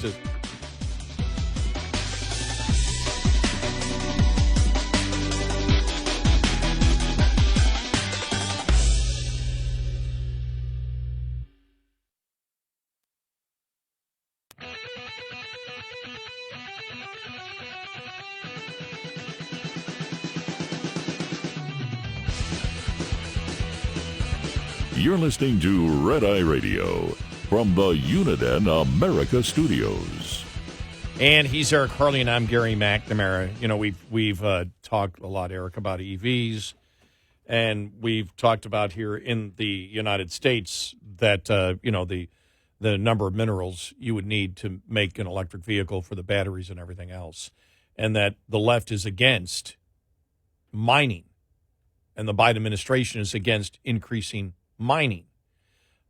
We've talked about the fact that by going to EVs, so much of that material will be produced by China. Yeah. And just like when we talk about oil and natural gas, why would we be buying? Why would Biden be begging, as he was doing last year? Remember? Yep. Begging Venezuela, begging Saudi Arabia to produce more oil while doing everything he possibly can to stop it here. Now, he hasn't succeeded, just like Obama didn't, because of what they can do on private and state land. But that's the goal. And you shake your head saying, why would they do that? We know what Biden did with the Keystone XL pipeline, killing thousands of union jobs. And he killed the pipeline because he said climate change. And then you had John Kerry. Is he his special climate envoy, or is he Is he former now? Outgoing. Thank you. Outgoing. Yes. It will take 9 to 10 months to clean his office. Because Joe needs him to campaign for him. Yeah. Oh, God, you got to be kidding me. That's for another day. But you look at it was Buttigieg's transportation secretary, then his climate czar, and then who was the energy secretary? Granholm, yes. Yeah. All said, well, no, if we're worried about climate change, you keep the pipeline. But it didn't matter. It didn't matter whether it actually makes global warming worse, in their opinion. Right. Not our opinion. In their opinion, it doesn't matter. It's just you have to send the right message, even if it does the opposite of what is intended. Right. And it's just, it fries your mind that he just killed those union jobs for no reason at all. And so, we've been really hard. We had the guy who, remember, knows Sean Fain.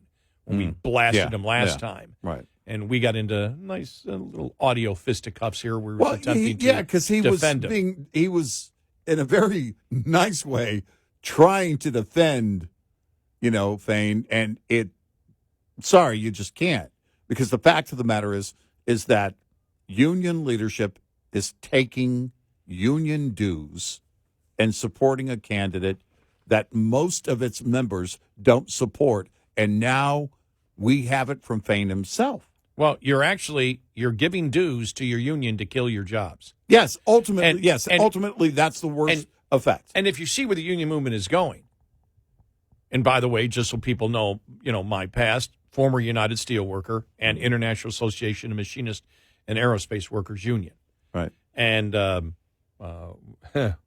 one time had to help review a contract when I was with the International Association of Machinists and Aerospace Workers, because we were a very small local, less than 100 people. So we had a business manager who was like on consignment. Yeah. And right. nobody trusted him. So Right. when I worked there, they said, "You have a college degree, Gary. Could you go over the contract, see if it's good, see if there's any?" And I did. And when they asked me, I said, "Yeah, it's a good deal. You should sign it." The 9% increase immediately. I said, "There's only one bad part of it." And they said, "What?" And I said, "Well, because I've only been here, I forgot I was there like a year and a half. I said, I'll be the first one gone." Yeah, right. Because they're going to management that's economics. Mm-hmm. And I was one of the first ones gone. Yeah.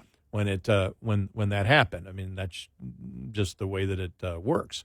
But I said, "Yeah, you guys should sign it because it's a good deal for you guys." But I'll be gone, and I was. But we didn't trust we didn't trust the business manager. There was no trust from our small local to the national, and that was that wasn't with the steel workers. That was International Association of Machinists and Aerospace Workers, that union that I was in. So when you see, I know the people that I worked with would be furious. I mean, they've all got to be retired by now, but they would all be furious if this was a situation that's going on right now with the UAW. But when you look at the union movement to begin with, where could the union movement have remained stronger in the private sector? Trying to unionize Starbucks? Or which, by the way, it would, like with any, and I'll classify them as fast food type restaurant / beverage company, they have a massive turnover, massive revolving door. Right. So that's so seniority and that kind of thing. Sorry, it's not. It doesn't apply. And we've talked about, for example, oil workers that are union. Those are extremely hard. Those aren't easy jobs. They're hard technical jobs that a lot of people can't do. And you better know what you're doing at every second. Right. So if you're looking at, okay, if you say to yourself, "I'm pro-union, what do we do to grow the union?" Well, you're delusional if you believe Starbucks is the way.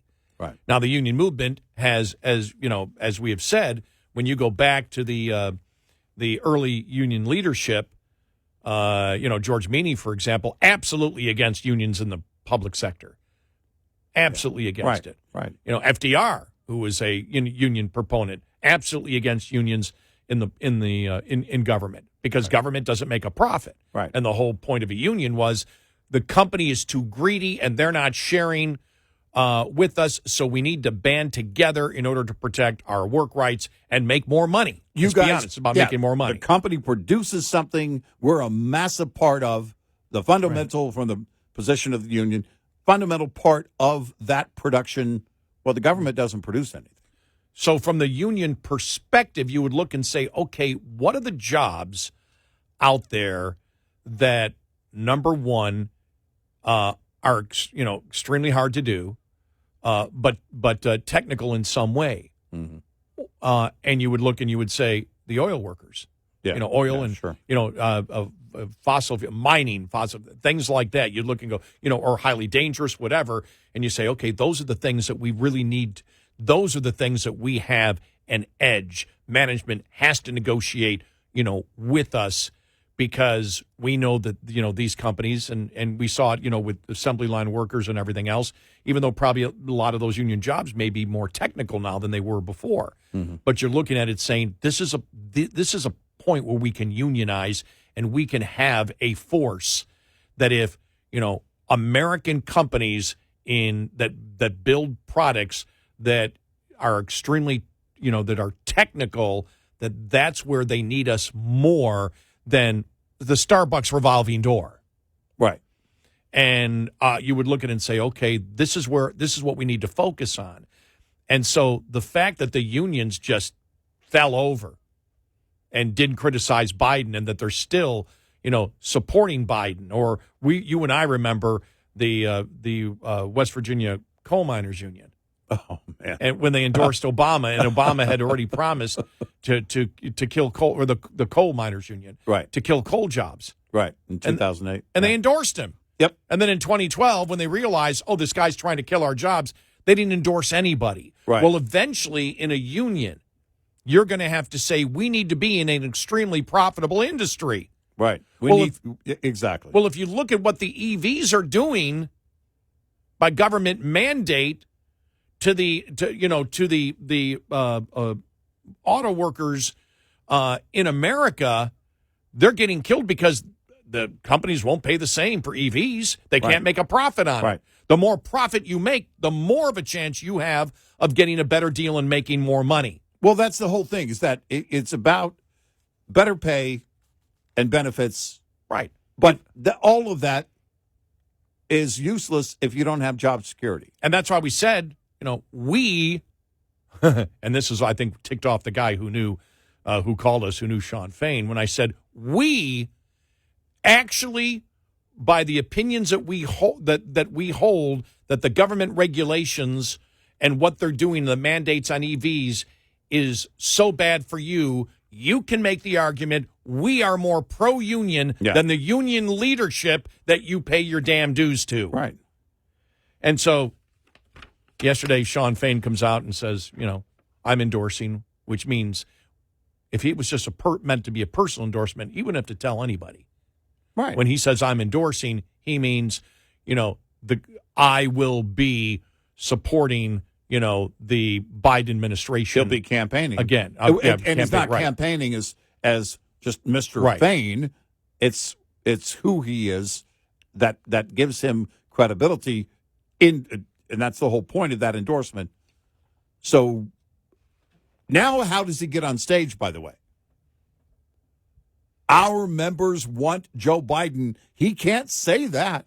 Well, here it is. United Auto Workers President Sean Fain announced his endorsement of President Joe Biden on Wednesday against former President Donald Trump, though he admitted the working class people are hurting. At a conference in D.C., he praised Biden for being by the union side every step of the way. Now, it's bad enough that he's supporting Biden, but that's an outright lie. Yep. That's an outright lie. And every union member, every UAW member right now, including that friend of Sean Fain who called us a couple of months ago, that. Yeah, Biden's the one that told you to go learn to code. Yeah. And so on that same day, you get the story, because this was Wednesday, yesterday. On Wednesday, Biden vetoes the bipartisan bill protecting the U.S. electric vehicle industry from China and would stop giving subsidies that would go to Chinese companies to help them compete against American companies. And Biden vetoes it to allow it to continue, which harms the U.S. EV industry. Yeah. Here's Sean Fain talking with Neil Cavuto yesterday. Listen to this genius. Yeah. Look, let me be clear about this. A great majority of our members will not vote for President Biden. Yes, some will. But that's the reality of this. The majority of our members are going to vote their paycheck. Are going to vote their paycheck. All right. No enthusiasm at all for doing it.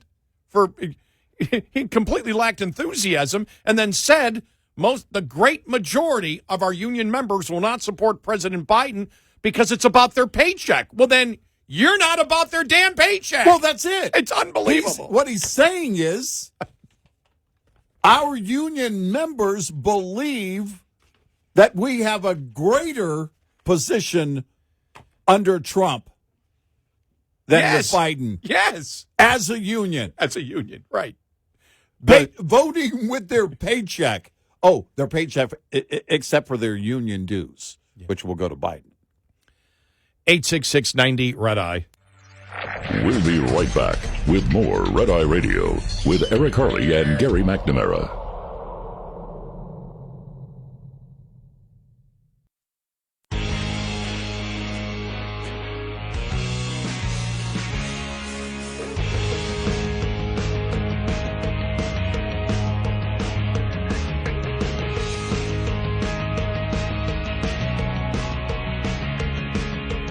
It's Red Eye Radio. He's Eric Harley, and I'm Gary McNamara. More coming up on the UAW president endorsement of Biden. Plus, did you see Van Jones yesterday? Wow. Well, I mean, he's just, they've got to be hating Van Jones right now. CNN commentator and ex-Obama official Van Jones argued in an appearance Tuesday that the jobs available to the black community are crappy. Well, whatever economist and political strategists may say to the contrary. Facts and feelings are very different, Jones said in response to a recent report. The consumer sentiment is at a highest level since 2021. People keep telling me, you've got great employment numbers in the black community. Aren't you happy? He said, yeah, but they're crappy jobs. By the way, I don't believe that. It was CBS went out to test that the other day. I saw CBS went out. I got to find the report there. See if we got the reporter saying it. They went someplace. They asked every single person, do you have more confidence as the economy? No. That consumer confidence that they talk about, in November and December just skyrocketed through the roof. I'm like, Yeah. Mm-hmm. Well, the problem is that, okay, you have what was a good job, right? Adequate pay. And then it comes to spending everything. You go to the grocery store, you pay your bills. And that's why people go, no, because their spending power has been depleted greatly. So, no, the economy isn't good because they're not making it. And it affects everyone. It affects every single American.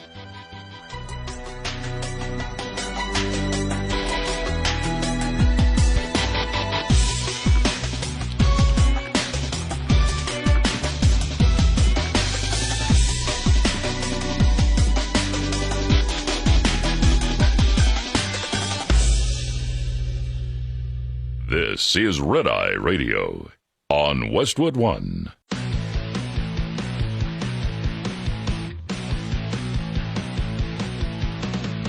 Now, it's Red Eye Radio. Gary McNamara and Eric Harley talk about everything from politics to social issues and news of the day. Whether you're up late or you're just starting your day, welcome to the show. From the Uniden America Studios, this is Red Eye Radio. All across America and around the planet, we are Red Eye Radio. He is Eric Harley, and I'm Gary McNamara. When you look at, Eric, when you look at the liberal movement today, one thing that we have said over and over again, because, you see the polling out there saying that the public is upset. Yeah. Right. They're upset about the border. They're upset about inflation, which is their economy. Yeah. And one of the things that hasn't been talked about or even polled, because I think this is something that the media is either missing on purpose or they haven't thought about it. When you talk about credibility of an administration, we've talked about that one of the biggest problems we have in this country is not politicians lying, but supporters of those politicians allowing the lie and enabling the lie. Yeah, right. And we've talked about the fact that if you tell a lie often enough, people believe it. But if you tell a lie often, often, often, often, often, often, often, a lot, often, a lot, often, often,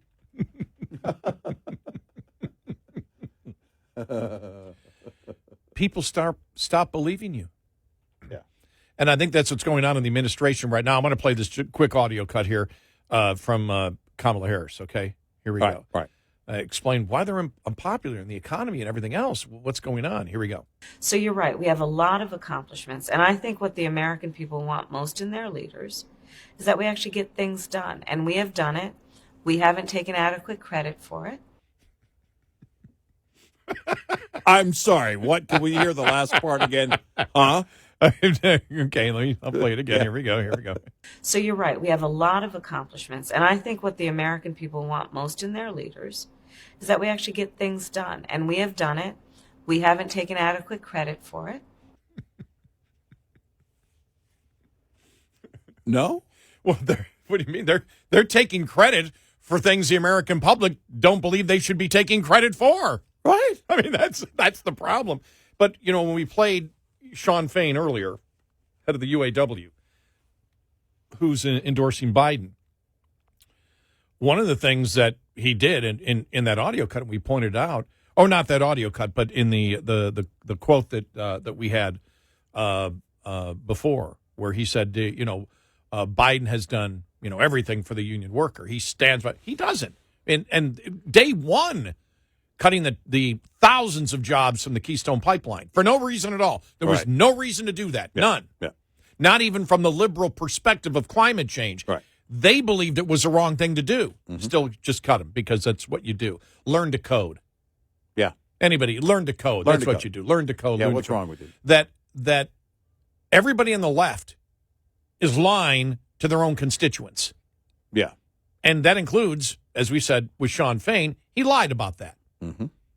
And we all know it. And then he made no sense, had no energy when he was on Neil Cavuto. But everything on the left right now is a lie. And they keep repeating the same lie over and over and over again. And look, they've lied for such a long time on the economy. For example, you don't hear anymore. They don't try because they lied about it for a significant period of time. And then it was like, okay, that doesn't make any sense. How long did they lie that increasing prices, for example, if you tax gasoline more, remember that if we have a windfalls profit tax, then gas prices will come down. Yeah, because it starts with the oil companies are greedy, so we're going to tax them. Well, they'll just pass that along to the consumer. No, they'll stop being greedy at that point. Right. That was completely and totally bizarre. People have figured that out. People sort of know. They finally figured out, okay, if the government forces you to raise wages, that is going to have some type of negative economic impact on you. To deny that. Yeah. And who am I thinking? Oh, yeah, at least Lighthizer, who was Trump's really tariff advisor, who we disagreed with so much. Tariff czar. Tariff czar. And thank goodness Larry Kudlow came in and Steve Moore came in, and others, and Trump listened to them. At least he's being honest and saying, well, that's the price you pay. Yeah. Now, he's sort of being honest because he's being honest by saying that's the price you pay for tariffs, but then trying to tell you that that's a better way to run an economy. Well, yeah, dismissing it as a small thing. Well, Right. That's just part of the Right. Right. Well, no, you can't just because he's been asked specifically on it. So what you're saying is, if you do a tariff to save one job in the auto industry, but it kills two jobs on the supply chain, side of it, right? Because when you looked, for example, at the steel tariffs, $900,000 per job. That means if somebody was, if a steel worker was making $80,000, that means $820,000 that would have gone for other jobs is gone. Right. And it's like, doesn't matter. We like tariffs because it saves this job. We don't talk about the jobs that it hurts because we can tell you that we're saving these jobs, and nobody really pays attention to the jobs that are lost over here. Right. And picking winners and losers. Right. And Lighthizer is no conservative. That's my point. Yeah, If you're promoting what he promotes, he is as liberal as you can get, as we have stated, many times before. Which is why we're happy that Trump did not, for the most part, he did on steel tariffs, though, and on aluminum tariffs and some other things. But the broad tariffs he didn't do, but that's what that's what Trump is threatening to do. By the way, I thought, just very quickly, and then back to the Democrat left and not the Republican left. But I thought when and I said it yesterday, when Trump was saying that we're going to get rid of the debt, and when I saw the quote from the other day, there was sort of a comma, and I thought it was separate from it. I thought he was talking about oil. And from what I get, he's been doing this at rallies saying that we're going to pay the national debt by selling oil. Yeah. The United States doesn't sell oil. Private companies sell oil. Yeah, we don't. The federal government creates the law about exporting, but they don't own the oil. Right. And it was an article in the National Review, I agreed with some of it. Some of it I didn't agree with, but they did break down how much oil you'd have to sell in order to get pay $34 trillion. Yeah. And it's like, okay, he's just saying that because nobody's objected. Go, does that make sense? Can you actually pay the debt through selling oil? It's like, no, you can't. Unless he has a plan to invade Saudi Arabia. Or unless his plan to nationalize oil companies so the government sells it. But I thought it was so, because I went, well, no, he's not saying that because that's absurd. I mean, that's bizarre. I mean, there's no way you could, and if that's what he's saying, and according to the folks at National Review, that's what he means by it, because he said it more than once. That isn't true. We're not going to pay off the debt by oil. But see, those are some of the. I don't want simplistic falsehoods that can be economically easily disproven to be coming from any Republican, including Trump. Well, but the answers have been given by his surrogates, and by the way, by us. Some of the answers in terms of what we think needs to be done in order for the economy to improve. Not the national debt is a massive, massive. That's the Everest in front of us, and we're going to have to climb it or fall off of it, however it goes. But improving the economy, expanding the economy, brings your buying power back. So you talk to the American families, you address them, hey, this is what we want for you. By doing that, if you want to get into the weeds on it, then we increase the revenue to the federal government, and that will help. I don't have any confidence at all they're going to address the national debt. I, in fact, have all the confidence that they use it to spend more money. But you could make that case. We're looking to expand the economy. It's not going to happen with one industry. Energy is a vital part of what we do as a nation in terms of mining. It's everything. And it's something we've done from the beginning. And frankly, we do it better than anyone on the planet. And we have greater reserves. If we look at all the methods and all the reserves that we have when it comes to energy that's in the ground, available to us, that right now has a global demand. That's been the case for a long time. It's a matter of choosing the people that have the will to allow that to happen, and we need a long-term policy of going after what we have and capitalizing on it in order to be the basis of expanding the economy. It's not that hard. We just have to say, yeah, let's do it. And over again, you're seeing the Biden administration shut everything off. Well, no more natural gas, not just the Biden administration, other liberals, other Democrats. No more. We want to ban natural gas, which is going to be the death of the many small businesses, especially restaurants. And all these things that they're doing to destroy the economy.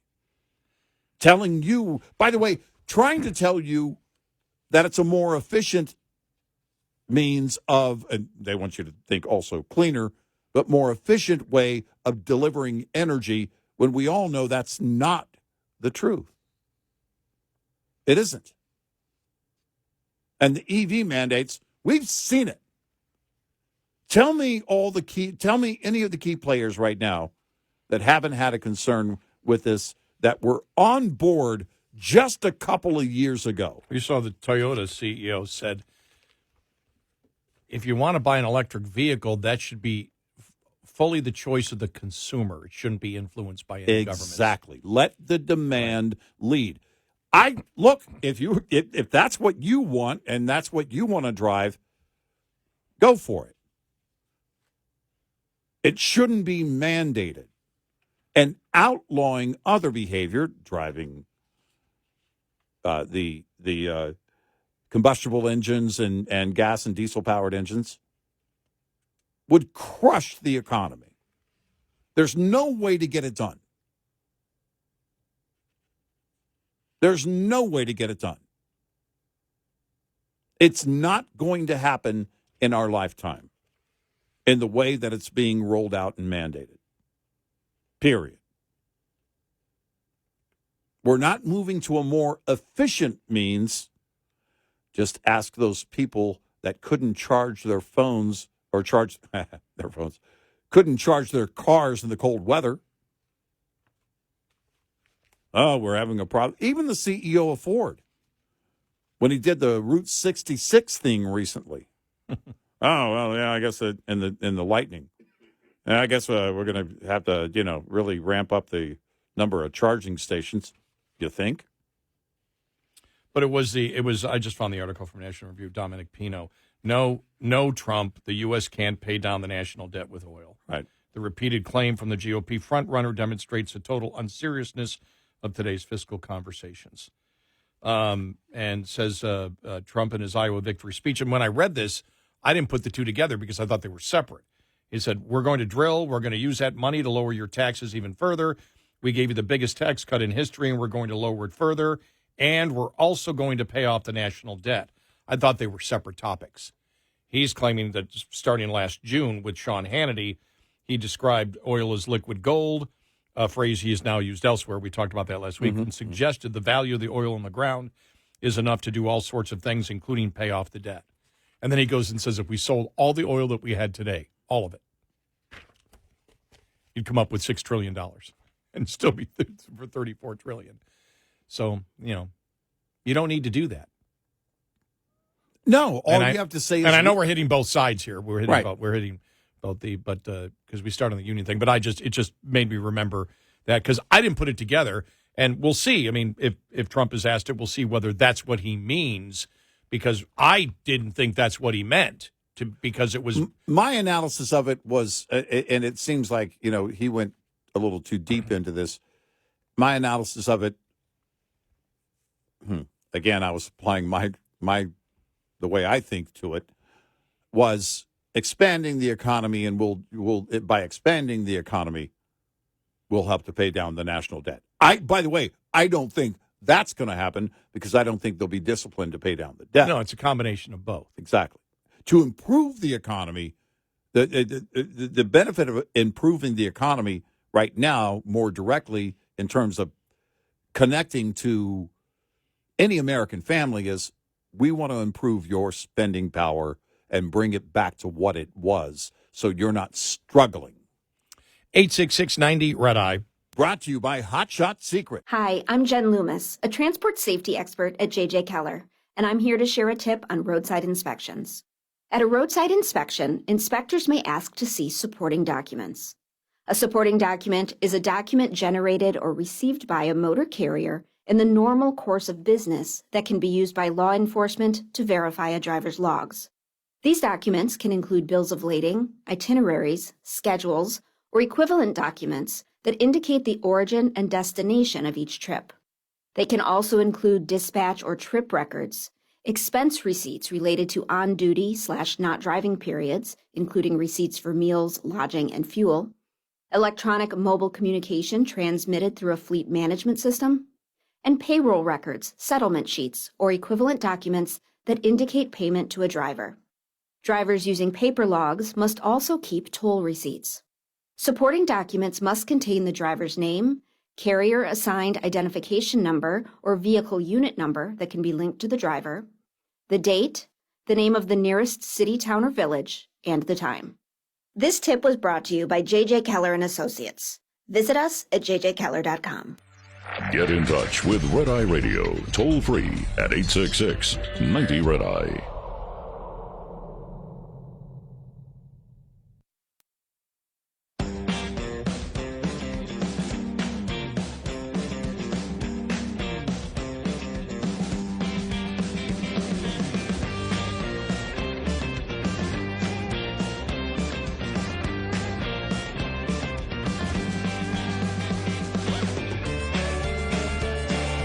It's Red Eye Radio. He is Eric Harley, and I'm Gary McNamara. Welcome. Thank you for being here. What did I want to... Oh, there's something else I wanted to hit here. Mm-hmm. Oh, I can't remember what... You and I got talking during the break, and it's like, I forgot. Well, we will get to this coming up here, about the California bill that would require governors on automobiles. Speed limiting devices on automobiles. Mm-hmm. We already talked about the bill that has been passed, and probably most people don't know about it. We talked about it when it happened. I bet you most people didn't probably hear us that night because not everybody's listening at a particular time. Right. But the bill that by 2026, right? Yeah. Would make it that you would have all the facial and eye monitoring cameras in your car to see whether you're tired or inebriated, yeah, high, whatever. And this would also in California add a speed governor limiting device. Wow.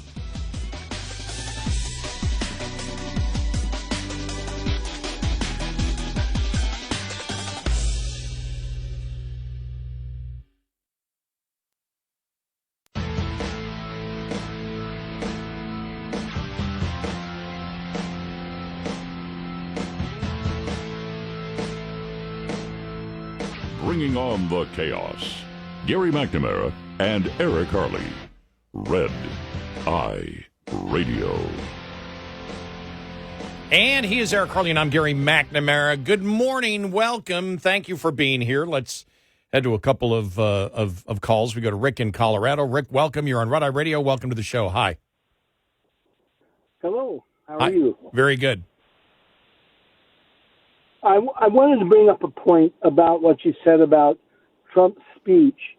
You don't understand how oil is drilled in this country, or natural gas, or CO2. When you go into any oil company to drill anything, you have to get a permit. In a sense, that makes the government in partnership with you. If we started applying the money that we got from there on the national debt, we could make a good-sized dent in it, because oil's worth so much. But it's not just that. Okay. All right. Well, let's hold it. Let's stop there. Let's stop there. Let's examine what you said, because you said, I don't know how it works. How much, for example, let's look at the last year of the Trump administration when we pumped record oil and natural gas and the leases were being opened far more than in the Biden administration. How much in 2019 did we get from all the oil and natural gas leases and whatever other leases we used for mining? What was the total amount? I do not know. It was four. Let me finish here. It was $4 billion. All right, $4 billion. All right. Yesterday, from 2 days ago to yesterday, the debt went up $32 billion. Just in one day, $32 billion. So if you're saying that $4 billion a year is going to make a difference in a debt of $34 trillion, where we are going up tens of billions of dollars in debt a day, then apparently I'm not the one that understands how the system works. No, With all due respect, go ahead. You claimed I didn't know how it worked. I'm telling you with the specific numbers off the top of my head. I know what the numbers are. So just be very careful. Just be very careful when you say I don't know how the system works. You said it. You made the allegation. Okay. All right. Here's my point. I said it would make a dent, and I'm also just talking about oil. You said significant. You said significant dent. Extreme abundance of, and also CO2, and logging and mining, and all those things combined does make a dent. And if you stop the spending, in other words, first, and then you start to dine back on that with that money. Fine. What has Trump said he will cut? Cut. I don't understand. You just said. I'm repeating. I'm answering what you're. I'm responding to what you're saying. You're saying if we cut. If we cut. Well, let me tell you this. All right. If you take. Let me tell you this because we know the figures. If you take, let's say, the United States, we nationalize the oil companies where the oil companies didn't make any profits, where all the profits, everything went to the federal government, and you took all of the reserves that we currently have, which are roughly 80 billion barrels of oil, the current reserves. I'm sure we have more, but that's currently what the Energy Department says is available to us. If you took all of that and put it on the market right now, you would get roughly, and this is every single dime of profit, every single dime that you get from that, which of course doesn't happen when private companies own it, you would only raise $6 trillion. You would still be... No, you're still missing my point. I'm not trying to say not let the companies have a profit. They deserve a profit. I'm not trying to say... I didn't say you were. I didn't say you were. What I'm telling you is... That if we all spend... begin to pay that down using his system. You're not listening. You're not listening. You're making this up, Rick. You're making it up as you go along. You don't have a clue. You don't have a clue of the fiscal situation that we're in here in the United States. I just pointed it out to you. I'm not saying we're going to national. I'm not saying we're well. Then I don't care what you are. You're clueless. You're absolutely clueless on this. And that's the problem we have in America. I think it's the other way around. You're not listening to my full point. I didn't say that we would cover it. I didn't say don't make a profit. I didn't say that they don't. I didn't say you did. I didn't say you did. I didn't say you. Rick, stop talking. Rick, stop. Put him down. Put him down for a moment. I didn't say you did. I'm telling you what the problem is. I'm saying if you nationalized it, because you said in the system we have right now with the for-profit oil companies that we could make a significant, I'm quoting you, a significant reduction in the debt. I'm telling you that's completely and totally false. And I didn't say you said this. I said to give you an example of the situation we're in, if you took all the oil reserves that we have right now, total, and you cashed it in right now, you would only raise $6 trillion. That's what I'm saying. I didn't say you said it. I'm not putting words in your mouth. There's a lot more to it than this. that I live close to a reserve that used to be the U.S. National Reserve for oil. There's several plans to get it out. Since we've been punching holes in the earth, we've taken out about 4 trillion barrels of oil. In that one place alone, just near my home, there is another 4 trillion barrels of oil. And I'm trying to say that if you stop the spending and you use that profit that the government would gain off that, we can significantly reduce the debt and eventually eliminate it. Well, wait a minute. 4 trillion barrels of oil would take you 100 years, number one, to drill. That's why I said that all of the available resources now, because the recoverable oil that exists today is around 80 billion that we could get right now.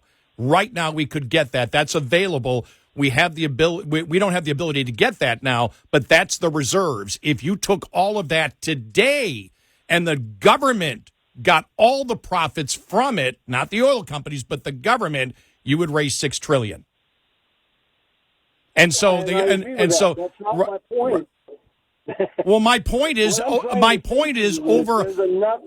Number one, you said you need to stop spending, and that's why I asked the question: who has proposed major cuts in spending that you would need? Now, Trump is the one that's apparently, again, I'm still not sure if that's what he meant. That's why I asked the question, because it didn't make sense, because it's so bizarre. I didn't believe I would like to see more of the speeches, because when I saw it the other day, I didn't believe it.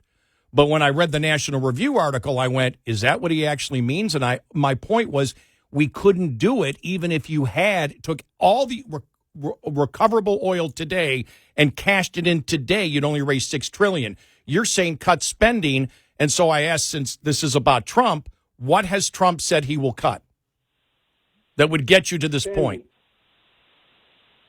But it isn't his responsibility. It's Congress's, okay? And this has to be done by Congress as a general point. But I'm trying. Well, no, you would need Trump to. No, Trump's a part of it. He would have to approve it. What has Trump? Yeah, Trump has said. Trump has. He's talked about the fact that we can't touch. We will not change Social Security or Medicare at all. If you don't hit entitlements, you cannot get. You cannot balance the budget. It's impossible. We have now. That part I haven't looked into myself because I'm not an economist. Okay, but so I don't know what you could or couldn't cut, but I do know there's a lot of pork, tons of pork there that could be cut. Well, again, everybody says it, but nobody can put it into numbers. Right, and you got to be able. I'm not an economist, Well, we looked at it. We know. For example, if you took, because the majority of Americans, including the majority of Democrats and Republicans, believe you could balance the budget by getting rid of wasteful spending, which nobody knows what that amount is, and foreign aid, which roughly would be what, Eric, about 50, 60 billion? Yeah. Dollars? Maybe 70. Maybe 70. Tops. Yeah, you wouldn't come close to solving the debt. That, again, Rick, my point is most people don't understand what $34 trillion in debt is. That's why we broke it down. Right. We broke it down very simply a couple of years ago, and I'm doing the latest numbers. We probably did this about 6 months ago. Roughly, if you break down the budget, it's like somebody who makes $40,000 a year is spending $60,000 a year. Every year, they're spending $60,000. Now, that means that if you want to balance, even not if you want to pay off the budget, not even pay off the budget, if you just want to stop the deficit, you'd have to cut roughly a third of your spending. If you cut a third of the spending, America will never do that. We'll never cut a third of the spending. The public would go crazy. But right now, the situation is if somebody makes $40,000 a year, you're spending $60,000 a year. You've got credit card debt of $340,000 that you have to pay off with bills that you have to pay, which is entitlements and everything else, over the next 10 years of $1 to $2 million. Is that fiscally possible to do? It's not. No, it's not that. That's the problem. That type of system, you would never get that done. But here's also one other thought there, that what I'm talking about is make it a zero budget. So in other words, we only spend what we can legally take in. Number two, use that money from those leases. And I'm not just talking about oil. I'm talking about natural gas and timber and mining and et cetera.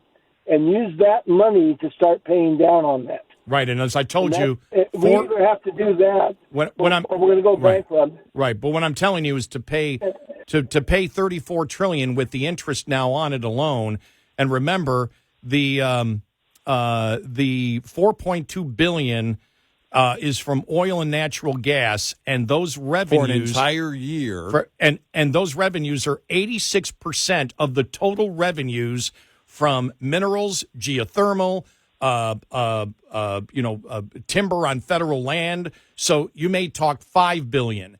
If you stop spending today and you have $34 trillion and the interest on it each and every year now is $1 trillion, the $5 billion a year doesn't do anything. It's like trying to pay your debt off, your massive credit card debt off $5 a month. Well, it's like paying if you look at it, if $5 a year. If you have $100,000 in credit card debt and you're putting $10 on it a year. Yeah. Basically, that's right. it. And so the only other possible solution is you print the money, hand it to them, and say, never loan us money again. That's the only other possible solution. Yeah. In other words, if you don't implement the general plan that I was talking about, what do? You don't have another outlet.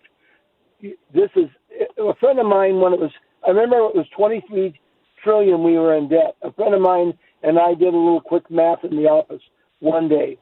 At 23 trillion, the bills, if you use $1 bills, go out and orbit Jupiter before it came back. Yeah. Look, I didn't mean. It's just staggering. Yeah. Look, man. I didn't mean to get loud with you, but we weren't on the same page. I just wanted to get on the same page, and now we're ending the conversation on the same page, and that's good. Look, my family's been a part of oil exploration and production for many years, decades, generations, actually. It's what we need to be doing more of as a part of expanding the economy. It's always been from the beginning, especially since we poked a hole in the ground in Pennsylvania and found oil. This is going to be the wealth expansion that we need, but it's not going to pay off our national debt. 866-90 Red Eye. We'll be right back with more Red Eye Radio with Eric Harley and Gary McNamara.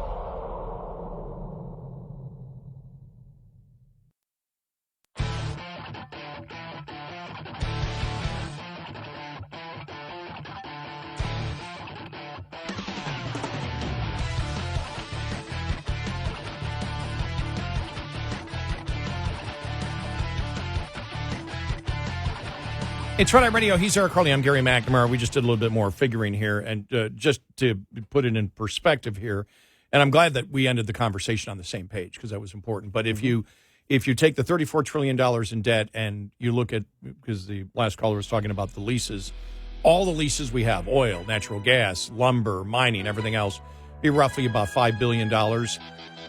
If you use that, and if you stop the interest on the debt today, it would take you 6,800 years to pay it off.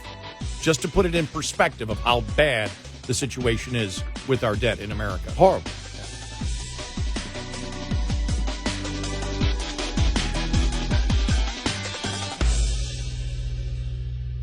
This is Red Eye Radio on Westwood One.